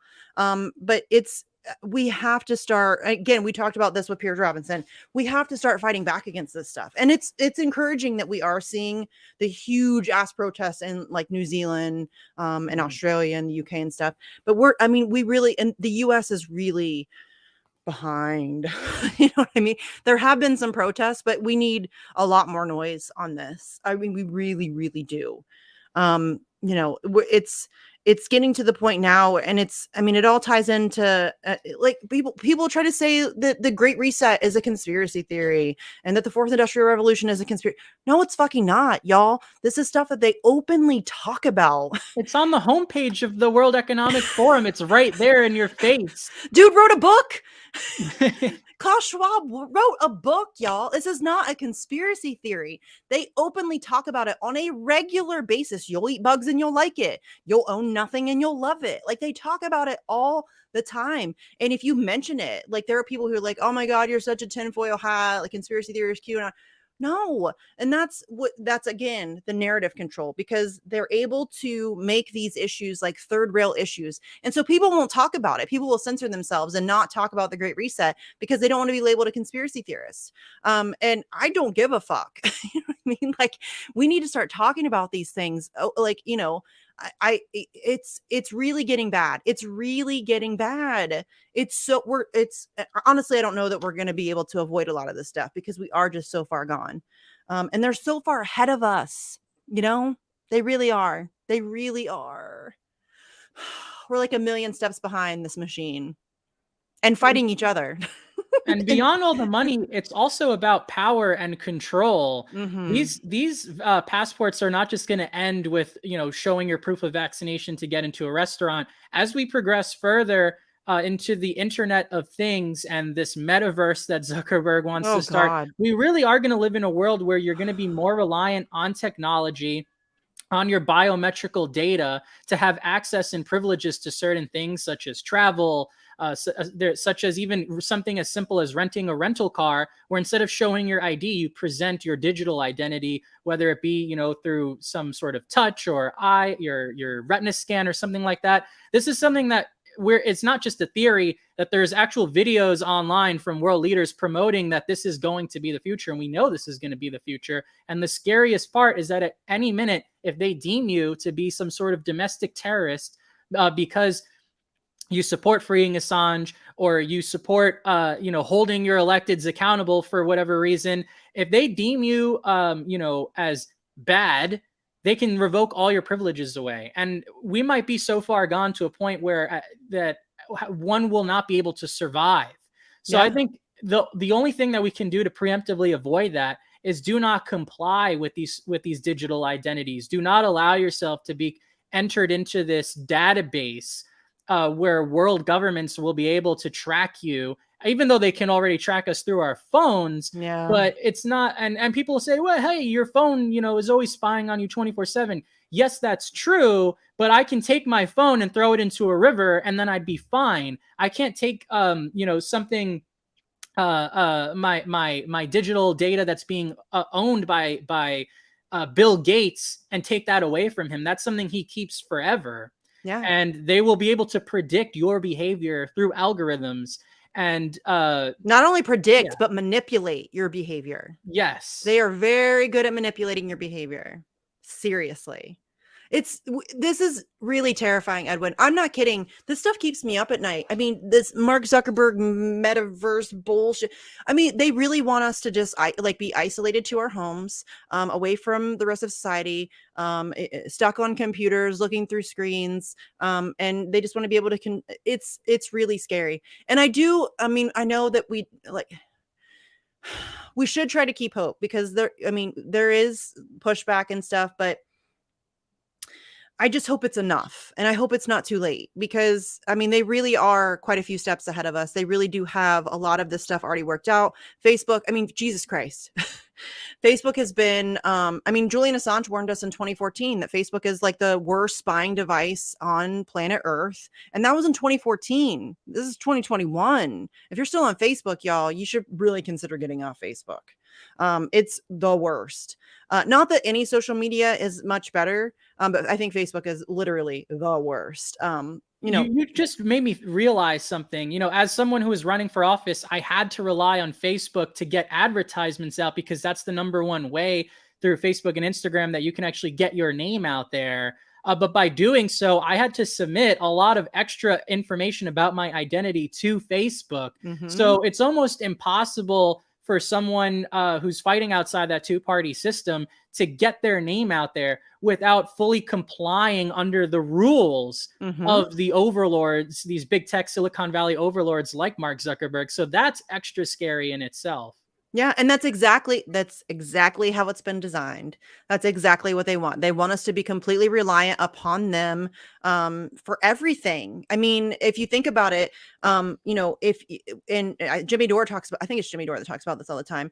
It's, social media has become kind of the town square. And if you want to have any sort of existence, even if you have like a business, you need to be able, or like you're running for office, you need to be able to advertise yourself. And the way to do that is through social media. And so they have this control, and it's such a monopoly that it's like this handful of like crazy rich psychopaths that have all of this control over who's allowed to have free speech, who's allowed to say what you're allowed to say, who can place ads, and then they want all of your data. They want to know everything about you. Meanwhile, we know nothing about them and like what they're doing, behind closed doors. And again, they took a sitting president off the internet entirely. Pinterest removed Donald Trump. They just erased a sitting president. And I'm no Donald Trump fan, but the fact that all of big tech could just unilaterally wipe a president off of social media is fucking terrifying. That's next. And I think the reason why obviously the reason why they were able to get away with it is because Trump was so kind of universally despised, but that's exactly why they do it. It's why they started with Alex Jones. They start with somebody who is universally despised, because it then manufactures consent as they, continue to censor, and that's exactly why they do that. And people fall for this shit all the time. I saw tons of people cheering when Alex Jones got taken off of the internet. I saw tons of people I'm friends with who should know better, cheering when Donald Trump got taken off the internet. Are you joking? That's not good. A sitting president, you guys. What the fuck do you think is going to happen to you? Like, what do you think is going to happen to you when you speak out of line? Maybe it's not coming for you now because you're not saying anything controversial, but at some point you're going to disagree with something that's going on. And if you want to be able to speak out about it, if you do, they'll come for you. I mean, again, like I said, there's people like Jordan Cheriton, other people. Who else? Who else was the really bad one that? Oh, Mike Figueredo bitches about, or like cheers when people he doesn't like get censored, but then when it happens to him, he cries about it. What the fuck did you think was going to happen? This is why you don't cheer for censorship ever, ever, ever, ever, ever, ever, ever, ever. I mean, again, if somebody threatens physical violence on somebody, or if somebody like threatens to burn something down or whatever, we have laws for that. I mean, we can let that kind of play out through the laws we already have, but to just let some Silicon Valley tech bro decide who gets to have free speech, that's not good. That's not a good plan, you guys. It's really just not a good plan. Mad Mom said, whatever, Misty, you're a Trumper. It's a terrifying precedent that was set. And the scariest part is they don't just have a monopoly on our platforms for communication. They don't just have a monopoly on our information. These big tech giants are, involved with the State Department, and our government has a monopoly on violence. Yes. So when you put all of that together, we basically lost all of the power that was given to the people, from the inception of this country. It's just gone. There's really no way that you can fight back, because they have everything that all the resources and tools they need to destroy any dissenting voices.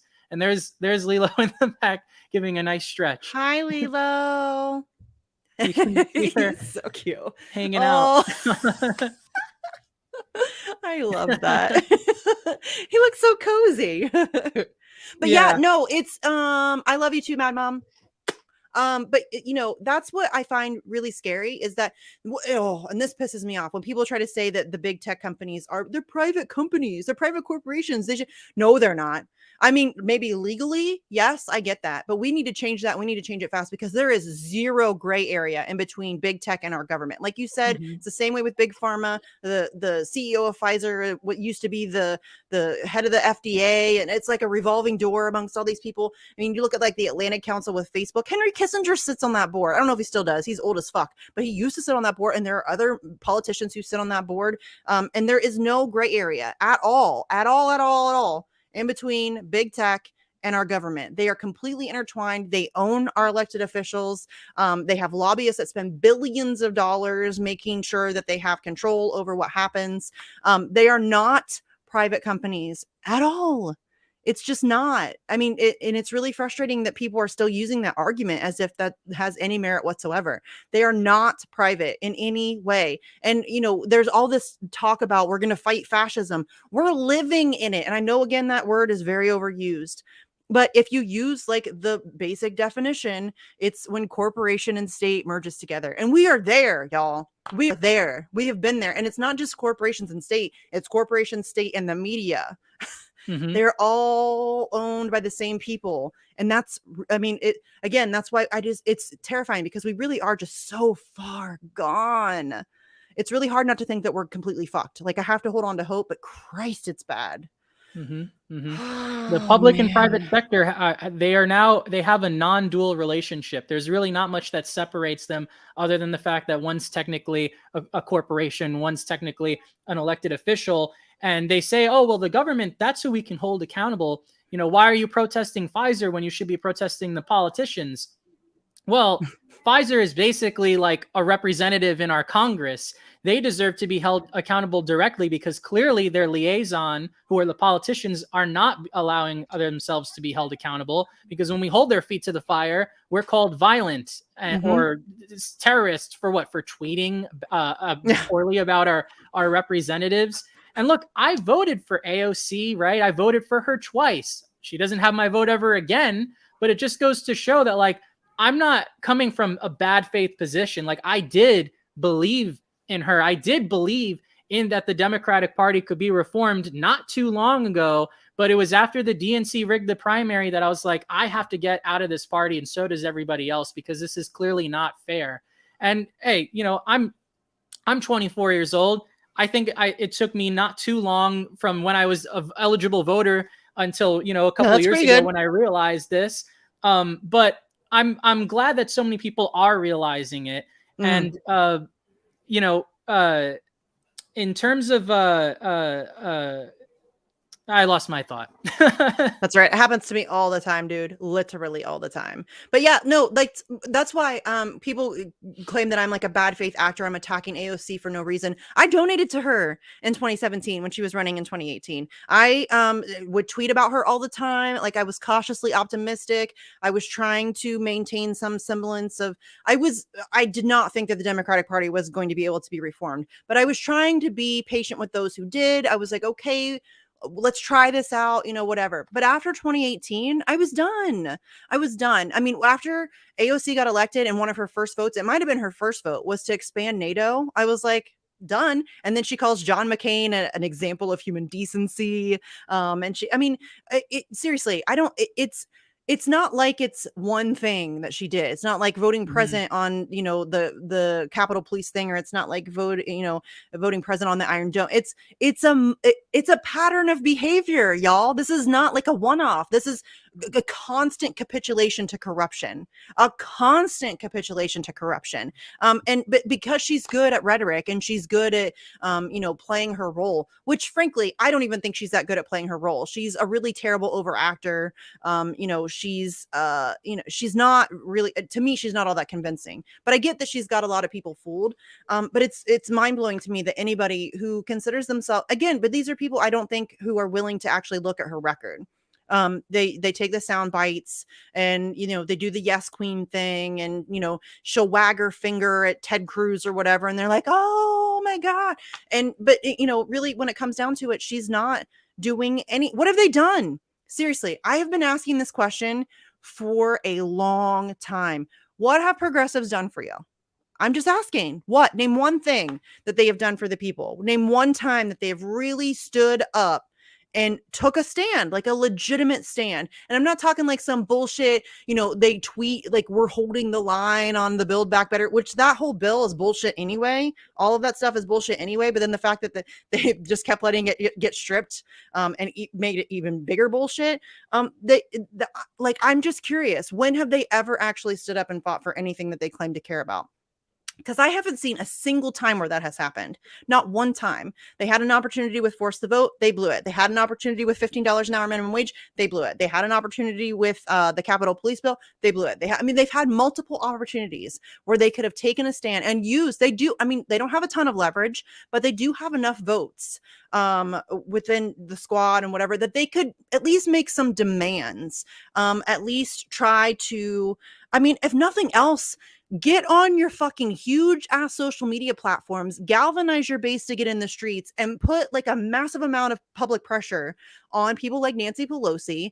And even when they did their stupid stunt on the Capitol steps where they were doing the whole sleepover thing, why weren't they like tweeting at people, hey, get out here, let's go, let's get like thousands of people out here? They didn't do that. They hardly publicized it. They didn't really tweet about it all that much. They did a couple times tepidly here and there, but they weren't like trying to galvanize their base and like really encourage people to, hey, if you can't make it to DC, go to your capital, your state capital, and, you know, refuse to leave or whatever.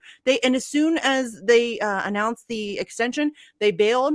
That extension was overturned, and there were still people who were getting evicted even though that extension was, you know what I mean? Like it's this ridiculous surface level performative bullshit that people just keep falling for, and it's so frustrating because it really is a legitimate roadblock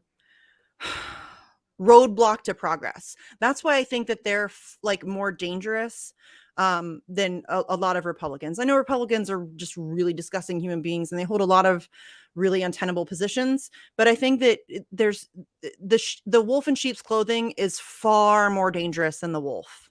And that has always been the case. That will always be the case. And that's why I think, you know, these people who pretend to be your friends, but are openly and actively working against your interests, those are the people you should be the most upset with.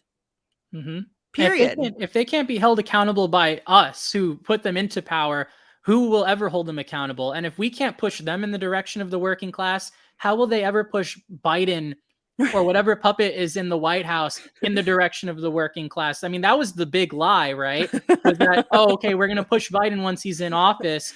But instead, everyone got pacified and they just continue to praise politicians. They praise Biden.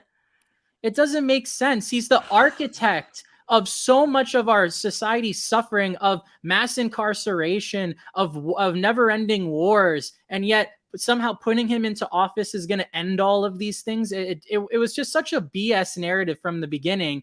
But because he's not Trump, I guess it just made sense to people. But it didn't really make sense to me, and that's why I voted for the Green Party's presidential candidate.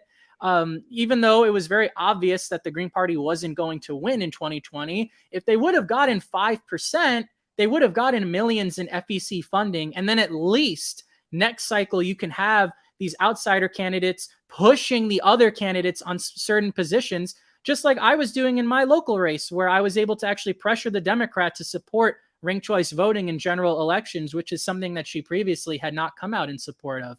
But it just goes to show that, like, out of all of the Hollywood celebrities and sports players that you can follow as like pop culture icons and idolize, why choose a politician to be someone that you look up to and like want to defend? And like when they go on vacation, for example, instead of being like, hey, you should be here helping people, there are people out there, even in our community, who are just like, oh, I hope they're having fun on vacation. They deserve it for all the hard work that they're doing. What?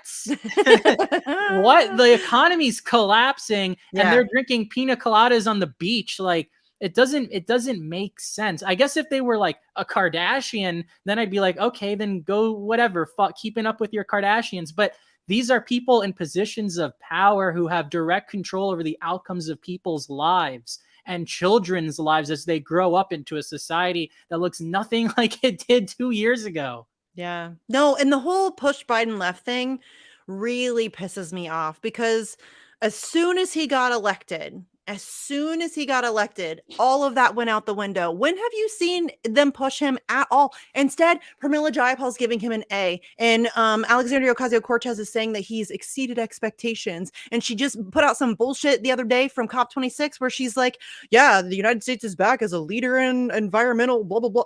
What the fuck are you talking about? Are you joking me?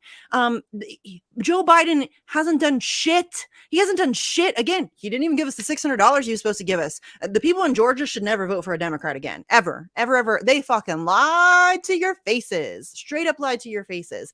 But Joe Biden has not done shit. Nothing. What has he done? What?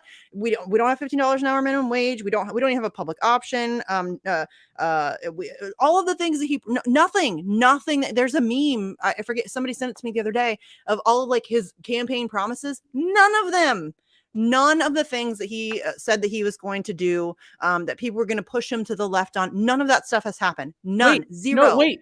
There actually is something. He said that nothing will fundamentally change. That's true. That's fair. But that's a promise he made to his donors. I'm saying none of the promises he made to the people of this country, he's not done any of those things. None. And then progressives are still out there pretending that Republicans are the problem and Joe Biden's doing a great job. And if that isn't enough for you to see that they're not on your side, I don't know how to even talk to you anymore. I just don't. I don't understand those people who are still making excuses. Still, it's exhausting. People are suffering. Like, there's a ton of suffering, dying. I mean, we're talking about Medicare for all. People are dying every single day because they don't have health care. And we can't even get so-called progressives to fight for just a fucking floor vote. Just a floor vote. Like, that's bare minimum. That is...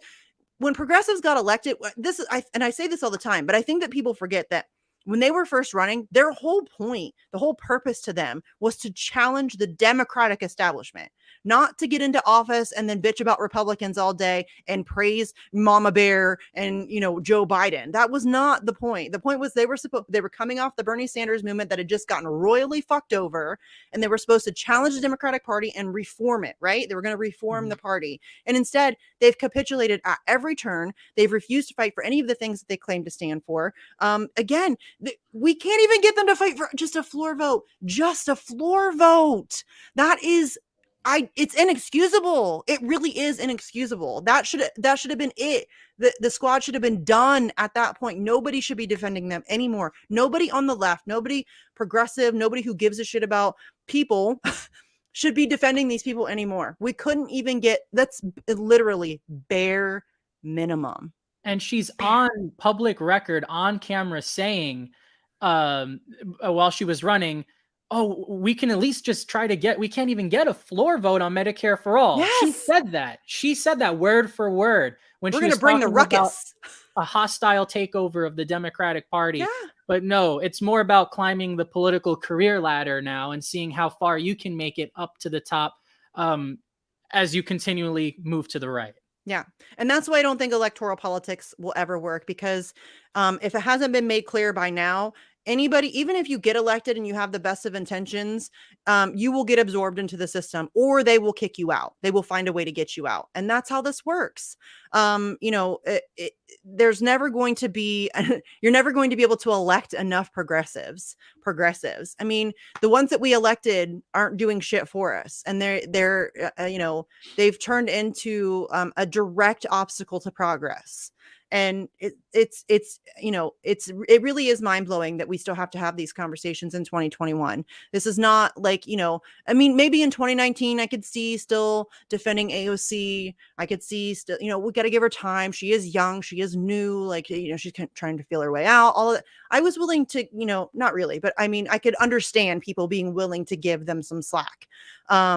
I don't have a lot of patience, so I like the NATO vote and I was done. You know what I mean? Like, I was done. But I could understand at least people wanting to give her the benefit of the doubt and wanting to, give her some time to find her footing or whatever, or for the squad in general, not just her, but the squad in general. But it's been made abundantly clear that they have no intention whatsoever of doing anything to challenge the status quo. Nothing. They're not going to do anything. They'll tweet.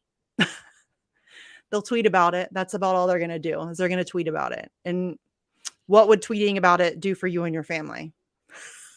I don't understand why they always tweet about it and say, oh, you need to do this and you need to do that. Yes. What do you mean we? What are you talking about? You are the one in power. Like, you're one of the very few people that actually can affect this change. And here you are saying that, like, oh, this needs to be done. Are you talking into a void? Is Joe Manchin reading your tweets and then thinking, this got like 1,000 likes. I don't know what this ratio, maybe I need to change my policy. Like, go there in the negotiating room and say, hey, we're going to start up here at 10, 15 trillion dollars, and we're not going lower than 10. And you can go fuck yourself if that's what you want to do. But they won't do that. No. Because at the end of the day, they know that that's going to hurt their chances of perhaps running for Senate or whatever the heck it is. And it's just, they're playing the game when they said they weren't going to play the game. There's no point in electing slightly better Democrats. It's just not a thing. It's like it's if this is like 1 to 10 and every moderate Democrat is here and then like AOC is like right here, it's negligible of a difference at that point. No, it really is. It really, when substantively, it really is. Again, on the surface, the rhetoric and all of that stuff, they tweet the right things and all of that, but substantively, there really is no significant difference. And it's the lesser of two evils thing. And the only thing that happens, and you've been saying this, you've said it a couple of times tonight, the only thing that happens when you do that is we just keep moving further to the right. That's all that's happening. We just keep moving further to the right. And that's really bad, y'all. I don't know. I mean, again, we are living in a really, it's not good. It's not good. And we just keep letting it slide further and further and further to the right. And, now we have somebody like Joe Biden, who, as you mentioned, is Captain Crime Bill. And he's like the architect of the Iraq War. And he's a genuine shitbag. And he's president. I say he's president because he's really not president. None of them really are. They're just figureheads. None of them are actually making any decisions. It really, honestly, and I don't know if it could be any more clear than it is right now, coming off of Trump to Biden. It doesn't matter who the fuck is president. It does not matter. It doesn't matter. It doesn't matter. It does not matter. The same agenda is still going to get passed. Again, the only thing that changes is the rhetoric. So when Trump's president, he, does his bullshit, racist right-wing stuff. When Joe Biden's president, he does his racist right-wing stuff, but nicer. You know what I mean? Mhm. Like that's all it is. It's just a difference of who they pander to and how they the wording that they use and stuff like that. But it's the same agenda. I mean, if you look at Joe Biden compared, he's arguably worse on a great many issues. You know what I mean? Yeah. Foreign policy, Trump was better on the COVID relief, immigration, Biden's deporting more people. There are still kids in cages. Has AOC talked about kids in cages once since Joe Biden got elected? I'm just curious because, and I honestly don't know if she has. I will eat my words, but I'm pretty sure she has not.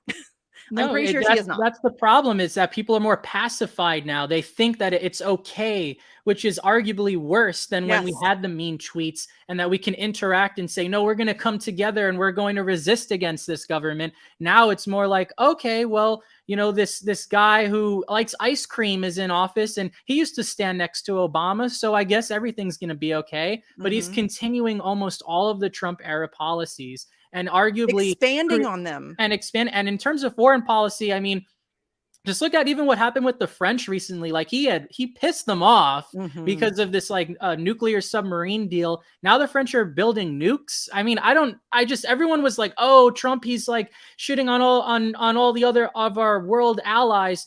Biden is arguably doing the same thing, but worse, because he's doing it kind of like behind closed doors. And I would rather know what's happening than to always have to be like, you could turn on the news and you'd be like, oh, Trump had fucking French toast for breakfast and he put too much syrup and blah, blah, blah. But you turn on the news and it's like, everything is just, they don't want to say anything bad about Biden. But I think they're getting to a point where they almost have to, because his approval rating is so low that they're actually going against the grain by simping for him at this point. Yeah, I love the fact that it took him like 32 days to illegally bomb Syria, and all they wanted to talk about was Joe Biden's scrunchie. What the fuck is happening? Yeah, he is. And again, it's the wolf in sheep's clothing is more dangerous than the wolf. And people go to sleep when it's a Democrat, it's the nice guy, right? And Trump sucked. He's a bona fide piece of shit.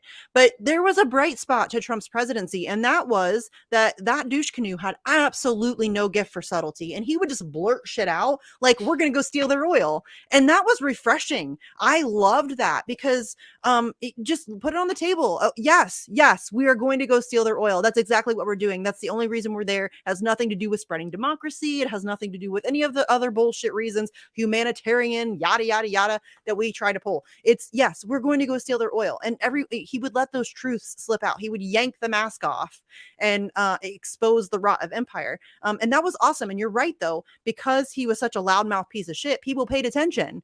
People were like up in arms and they were willing to get into the streets and they were angry. And as soon as Joe Biden was elected, where'd that go? Where did it go? Nothing's changed. It's the same policies, again, expanded upon. So why are you not still in the streets? And it's just because Joe Biden's the nice guy, and he's not really, but that's just the perceived, opinion. It's the preconceived idea that people have about, Biden or Democrats versus a Trump and Republicans. And I don't give a shit about the mean tweets were great. I mean, at least he's entertaining. You know what I'm saying? But I mean, he is really entertaining. He's put out a couple of statements lately. I forget what they were for. Oh, there was one on the passing of that. Who is that? It was like an architect of the Iraq War. He recently passed. Oh, yeah. Colin Powell. Yeah. Just like, and he's right. He's fucking right. I mean, he's right for the wrong reasons, but I mean, it was still like, it's funny. Like, it's funny. But yeah, he's such a scumbag. But again, people paid attention, and that's a lot better. I would much rather have people paying attention than not, because what's happening now is Joe Biden's able to get away. I mean, the largest upward transfer of wealth in human history. That's not good. And progressives voted for that shit. Yep. And then they want to talk about how Bernie Sanders gets on Twitter and Amazon needs to pay their fair share in taxes. Well, you just got done shoveling trillions of dollars to the upper 1%. So shut the fuck up. I'm so tired of that douche and his hypocrisy. He is I used to like Bernie Sanders. I went to rallies. I phone banked for him. I did all that. And he is just an unbelievable scumbag. People keep trying to convince me that he's a nice guy. Nope. Nice guys do not take millions of dollars from hardworking people who don't have it to give, and then sell them out twice. They don't call war criminals their good friend. If Joe Biden's your friend, you need better friends. If I were Period. Bernie Sanders on the debate stage with Joe Biden and I had him where I said, "Hey, Joe, didn't you want to make cuts to Social Security and Medicare and Medicaid?" And Joe Biden said no and lied about it 3 times in a row. Instead of saying, "Hey, you guys should go on the YouTube and check it out for yourself," I would have pulled out my phone and played it for the audience and be like, "This guy's a fucking scumbag liar." Mhm. But instead, he was just like, "Well, all right, I guess you lied 3 times. Let's move on." Yeah. That was just like, come on, man. Like I was working for him at the time. I was on that campaign and I was disillusioned and it was very unfortunate. And that's when I decided I was leaving that to go into the Green Party, even if it meant losing employment opportunities doing campaign work like that, because it just went against my values. And I don't understand why he didn't hold the DNC accountable for rigging the Iowa caucus, for example, with their bullshit shadow app and actually coming out and saying, "I fucking won Iowa. Fuck all of you." Like, yeah, the fact he didn't go as hard as he could have, it was pretty detrimental. And it was sad to know that out of the millions of dollars that were raised, I'm guessing most of that just went straight into Joe Biden's campaign, yes, which is really, really messed up if you gross. really It's think about it. So gross. look, he inspired me to get involved into politics and to run, and I'll never forget that. But it is disappointing to see, like, you know, hey, I'm gonna go to West Virginia and I'm gonna campaign and expose Manchin, and it never happened. So Never happened. He could be doing that right now, and he's not. And the truth about Bernie Sanders is that he's been a loyal party soldier since the 90s. Chris Hedges has been calling him out for years. He knew and I wish I would have listened. I should have known better, because Chris Hedges is almost always right. But he definitely had his number very early on. And once he made that deal with the party in the 90s, he has been a loyal party soldier ever since. He was never going to fight back. You know, he did get a lot of people excited about politics and involved in politics. And some of those people have now migrated outside of the system, which I think is a good thing. But really, he really just kind of funneled a lot of energy back into the Democratic Party. And it's really just, it's unforgivable. It's unforgivable what he's done. Yes, I'm sure that he has had some positive influence and he's done some good. But I think it's been canceled out pretty extensively by all of the harm that he's done and continues to do by simping for the Democratic Party, making excuses for the Democratic Party, gaslighting his own supporters, lying to people about what's actually happening in the country, you know, lying to people. I mean, he does it on a regular basis on Twitter. Like I said, earlier today, he tweeted something else about how Jeff Bezos needs to pay taxes. This is a guy that voted for the CARES Act. What the fuck are you talking about? Like, the massive amounts of hypocrisy coming from this dude is really just disgusting. And when I volunteered for him, I tell this story all the time, but I met people who were skipping meals to send him money. They deserve better than that. They deserve better than that. They deserve better than somebody. I mean, in 2020, in 2015, he really seemed to be trying. In 2020, the dude couldn't have walked off the field faster. You know what I'm saying? Like he wasn't even trying to go on national TV and regular call Joe Biden a good dude and tell people that yes, he can absolutely beat Trump. And he wasn't trying to win. He wasn't trying to win at all. Not in any way, shape, form, or fashion. You shouldn't have. Joe Biden's not a good person. You're lying. You're a liar. That's a lie. He's a disgusting human being. He's a war criminal. He's on camera being physically inappropriate with children numerous times. He's not a good person. And so to go out there, and again, Captain Crime Bill, the architect of one of the architects of the Iraq War. I mean, he's a terrible human being. And to go out there and lie to your supporters over and over and over and over and over again is a really despicable thing to do. And to take their money while you're doing it, it's really just gross. It really is just gross. Anyways, we need to wrap up. I always try to get Sleepy Josh out of here at 9 o'clock. Do you want to tell everybody where they can find you? Do the whole Occupy Pfizer thing again. Make sure everybody knows what's happening with that. I'll put on the screen, if I can get it up, I'll put the poster up. Let's see. Where am I? I'm so bad at technology, y'all. Let's see. So here we go. So here's the poster for the Occupy Pfizer event. Do you want to tell everybody, explain what's going to be going on? Yep.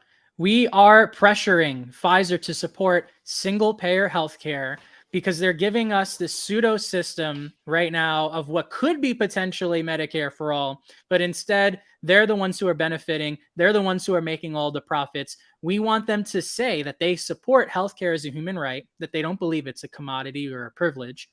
And if they don't believe it, they need to say so. Otherwise, we're going to keep pressuring them. We're going to keep making them uncomfortable. We're going to keep making the politicians that they buy and pay for uncomfortable. So if you can come out, if you're in the East Coast area near New York City, it's happening at 8:30 in the morning outside the Manhattan headquarters, outside of Pfizer.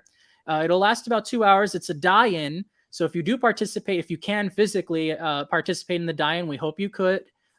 Be careful. There's always a potential that this could be an arrestable action. So keep that in mind. There is a bail fund. So if you do go to the m4all.org website, that's where you can contribute in case anybody does unfortunately need to be provided some sort of bail relief.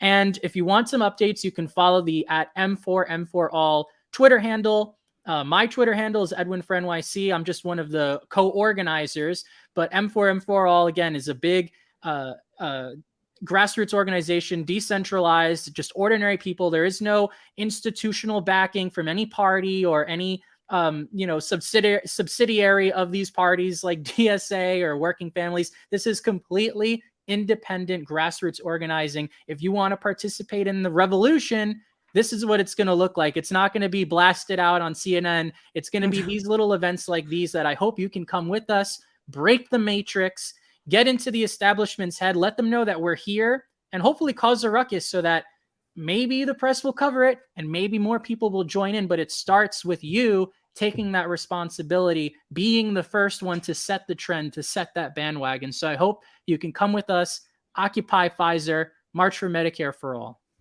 Yes. And to the point of, if it's only 5 people or whatever, I get so tired of people like mocking and making fun of small protests or whatever. Where the fuck do you think these things start? They start small. They start with a handful of people who are fed up, and then they build and they snowball. And that's exactly how this goes down. So if you're in the New York area and you can make it out on Monday, get out there. Again, like Edwin said, this could be an arrestable thing. So if you're not comfortable with that, maybe you could just contribute to the bail fund, or maybe you could, if you're in the area, you could be like a bail person, like go like to the, be like that kind of liaison in between. We always need people to do that kind of stuff. All of the links for all of this stuff are in the show notes. So you can find Edwin's Twitter there. You can find the March Medicare for All Twitter. You can find the Eventbrite page where you can go to, what's the word I'm looking for? Not register, but whatever, you can like sign up to go. It's free. It's not like it says to get a ticket, but it's just so that they know how many people to expect. But if you can get out there, this is how it starts. Like Edwin said, this is how the revolution is going to start. It's not going to be televised. It's on us. Like we have to do it ourselves. Nobody's coming to save us. And it starts with these actions, and it starts with cross-pollinating issues. The Free Assange movement has joined with the End the Damn Wars movement, and the Fuck Censorship movement, and the Medicare for All movement. Like we all kind of have to bring these issues together and stand together. So even if, healthcare isn't your number one issue, get out there, because the more people we have in the streets, the more attention that we can get for these issues and these causes. So thanks for coming on, Edwin. I really appreciate it. As everybody knows, every week, I tell you to go support Sleepy Josh because he's the bestest. So and it's in the show notes as well. The link to the Buy Me a Coffee thing is there. But you can also go to his Twitter page, which is @abortu, ABORTU. And then his Buy Me a Coffee link is there. So you can go and support Sleepy Josh because I love him. And I'm trying to think if I have anything else. If you guys want to check out Facts, we have done a couple live streams because I'm now an official tech genius. So we had Vanessa Beeley on Sunday, and then we had Piers Robinson on Monday, and then today we had on Anthony Zinkus. So if you guys want to go check those out, those are up. I don't know who I have on next week. I don't think I have anybody scheduled, but I'll figure it out. So I'll let you guys know on Twitter when I get somebody worked out to come on next week. I always feel like I'm forgetting something. But it just, because I'm me, call the White House, call the DOJ, call Congress, put pressure on everybody about the getting Assange out of jail. Dude's going to die in prison, y'all. So let's make some noise, please. I would really rather him not die. That's not good. So yeah, thanks everybody for hanging out. I love you guys. And we'll see you next week. Bye. Thanks, Edwin. Appreciate you. Thank you, Misty. It was a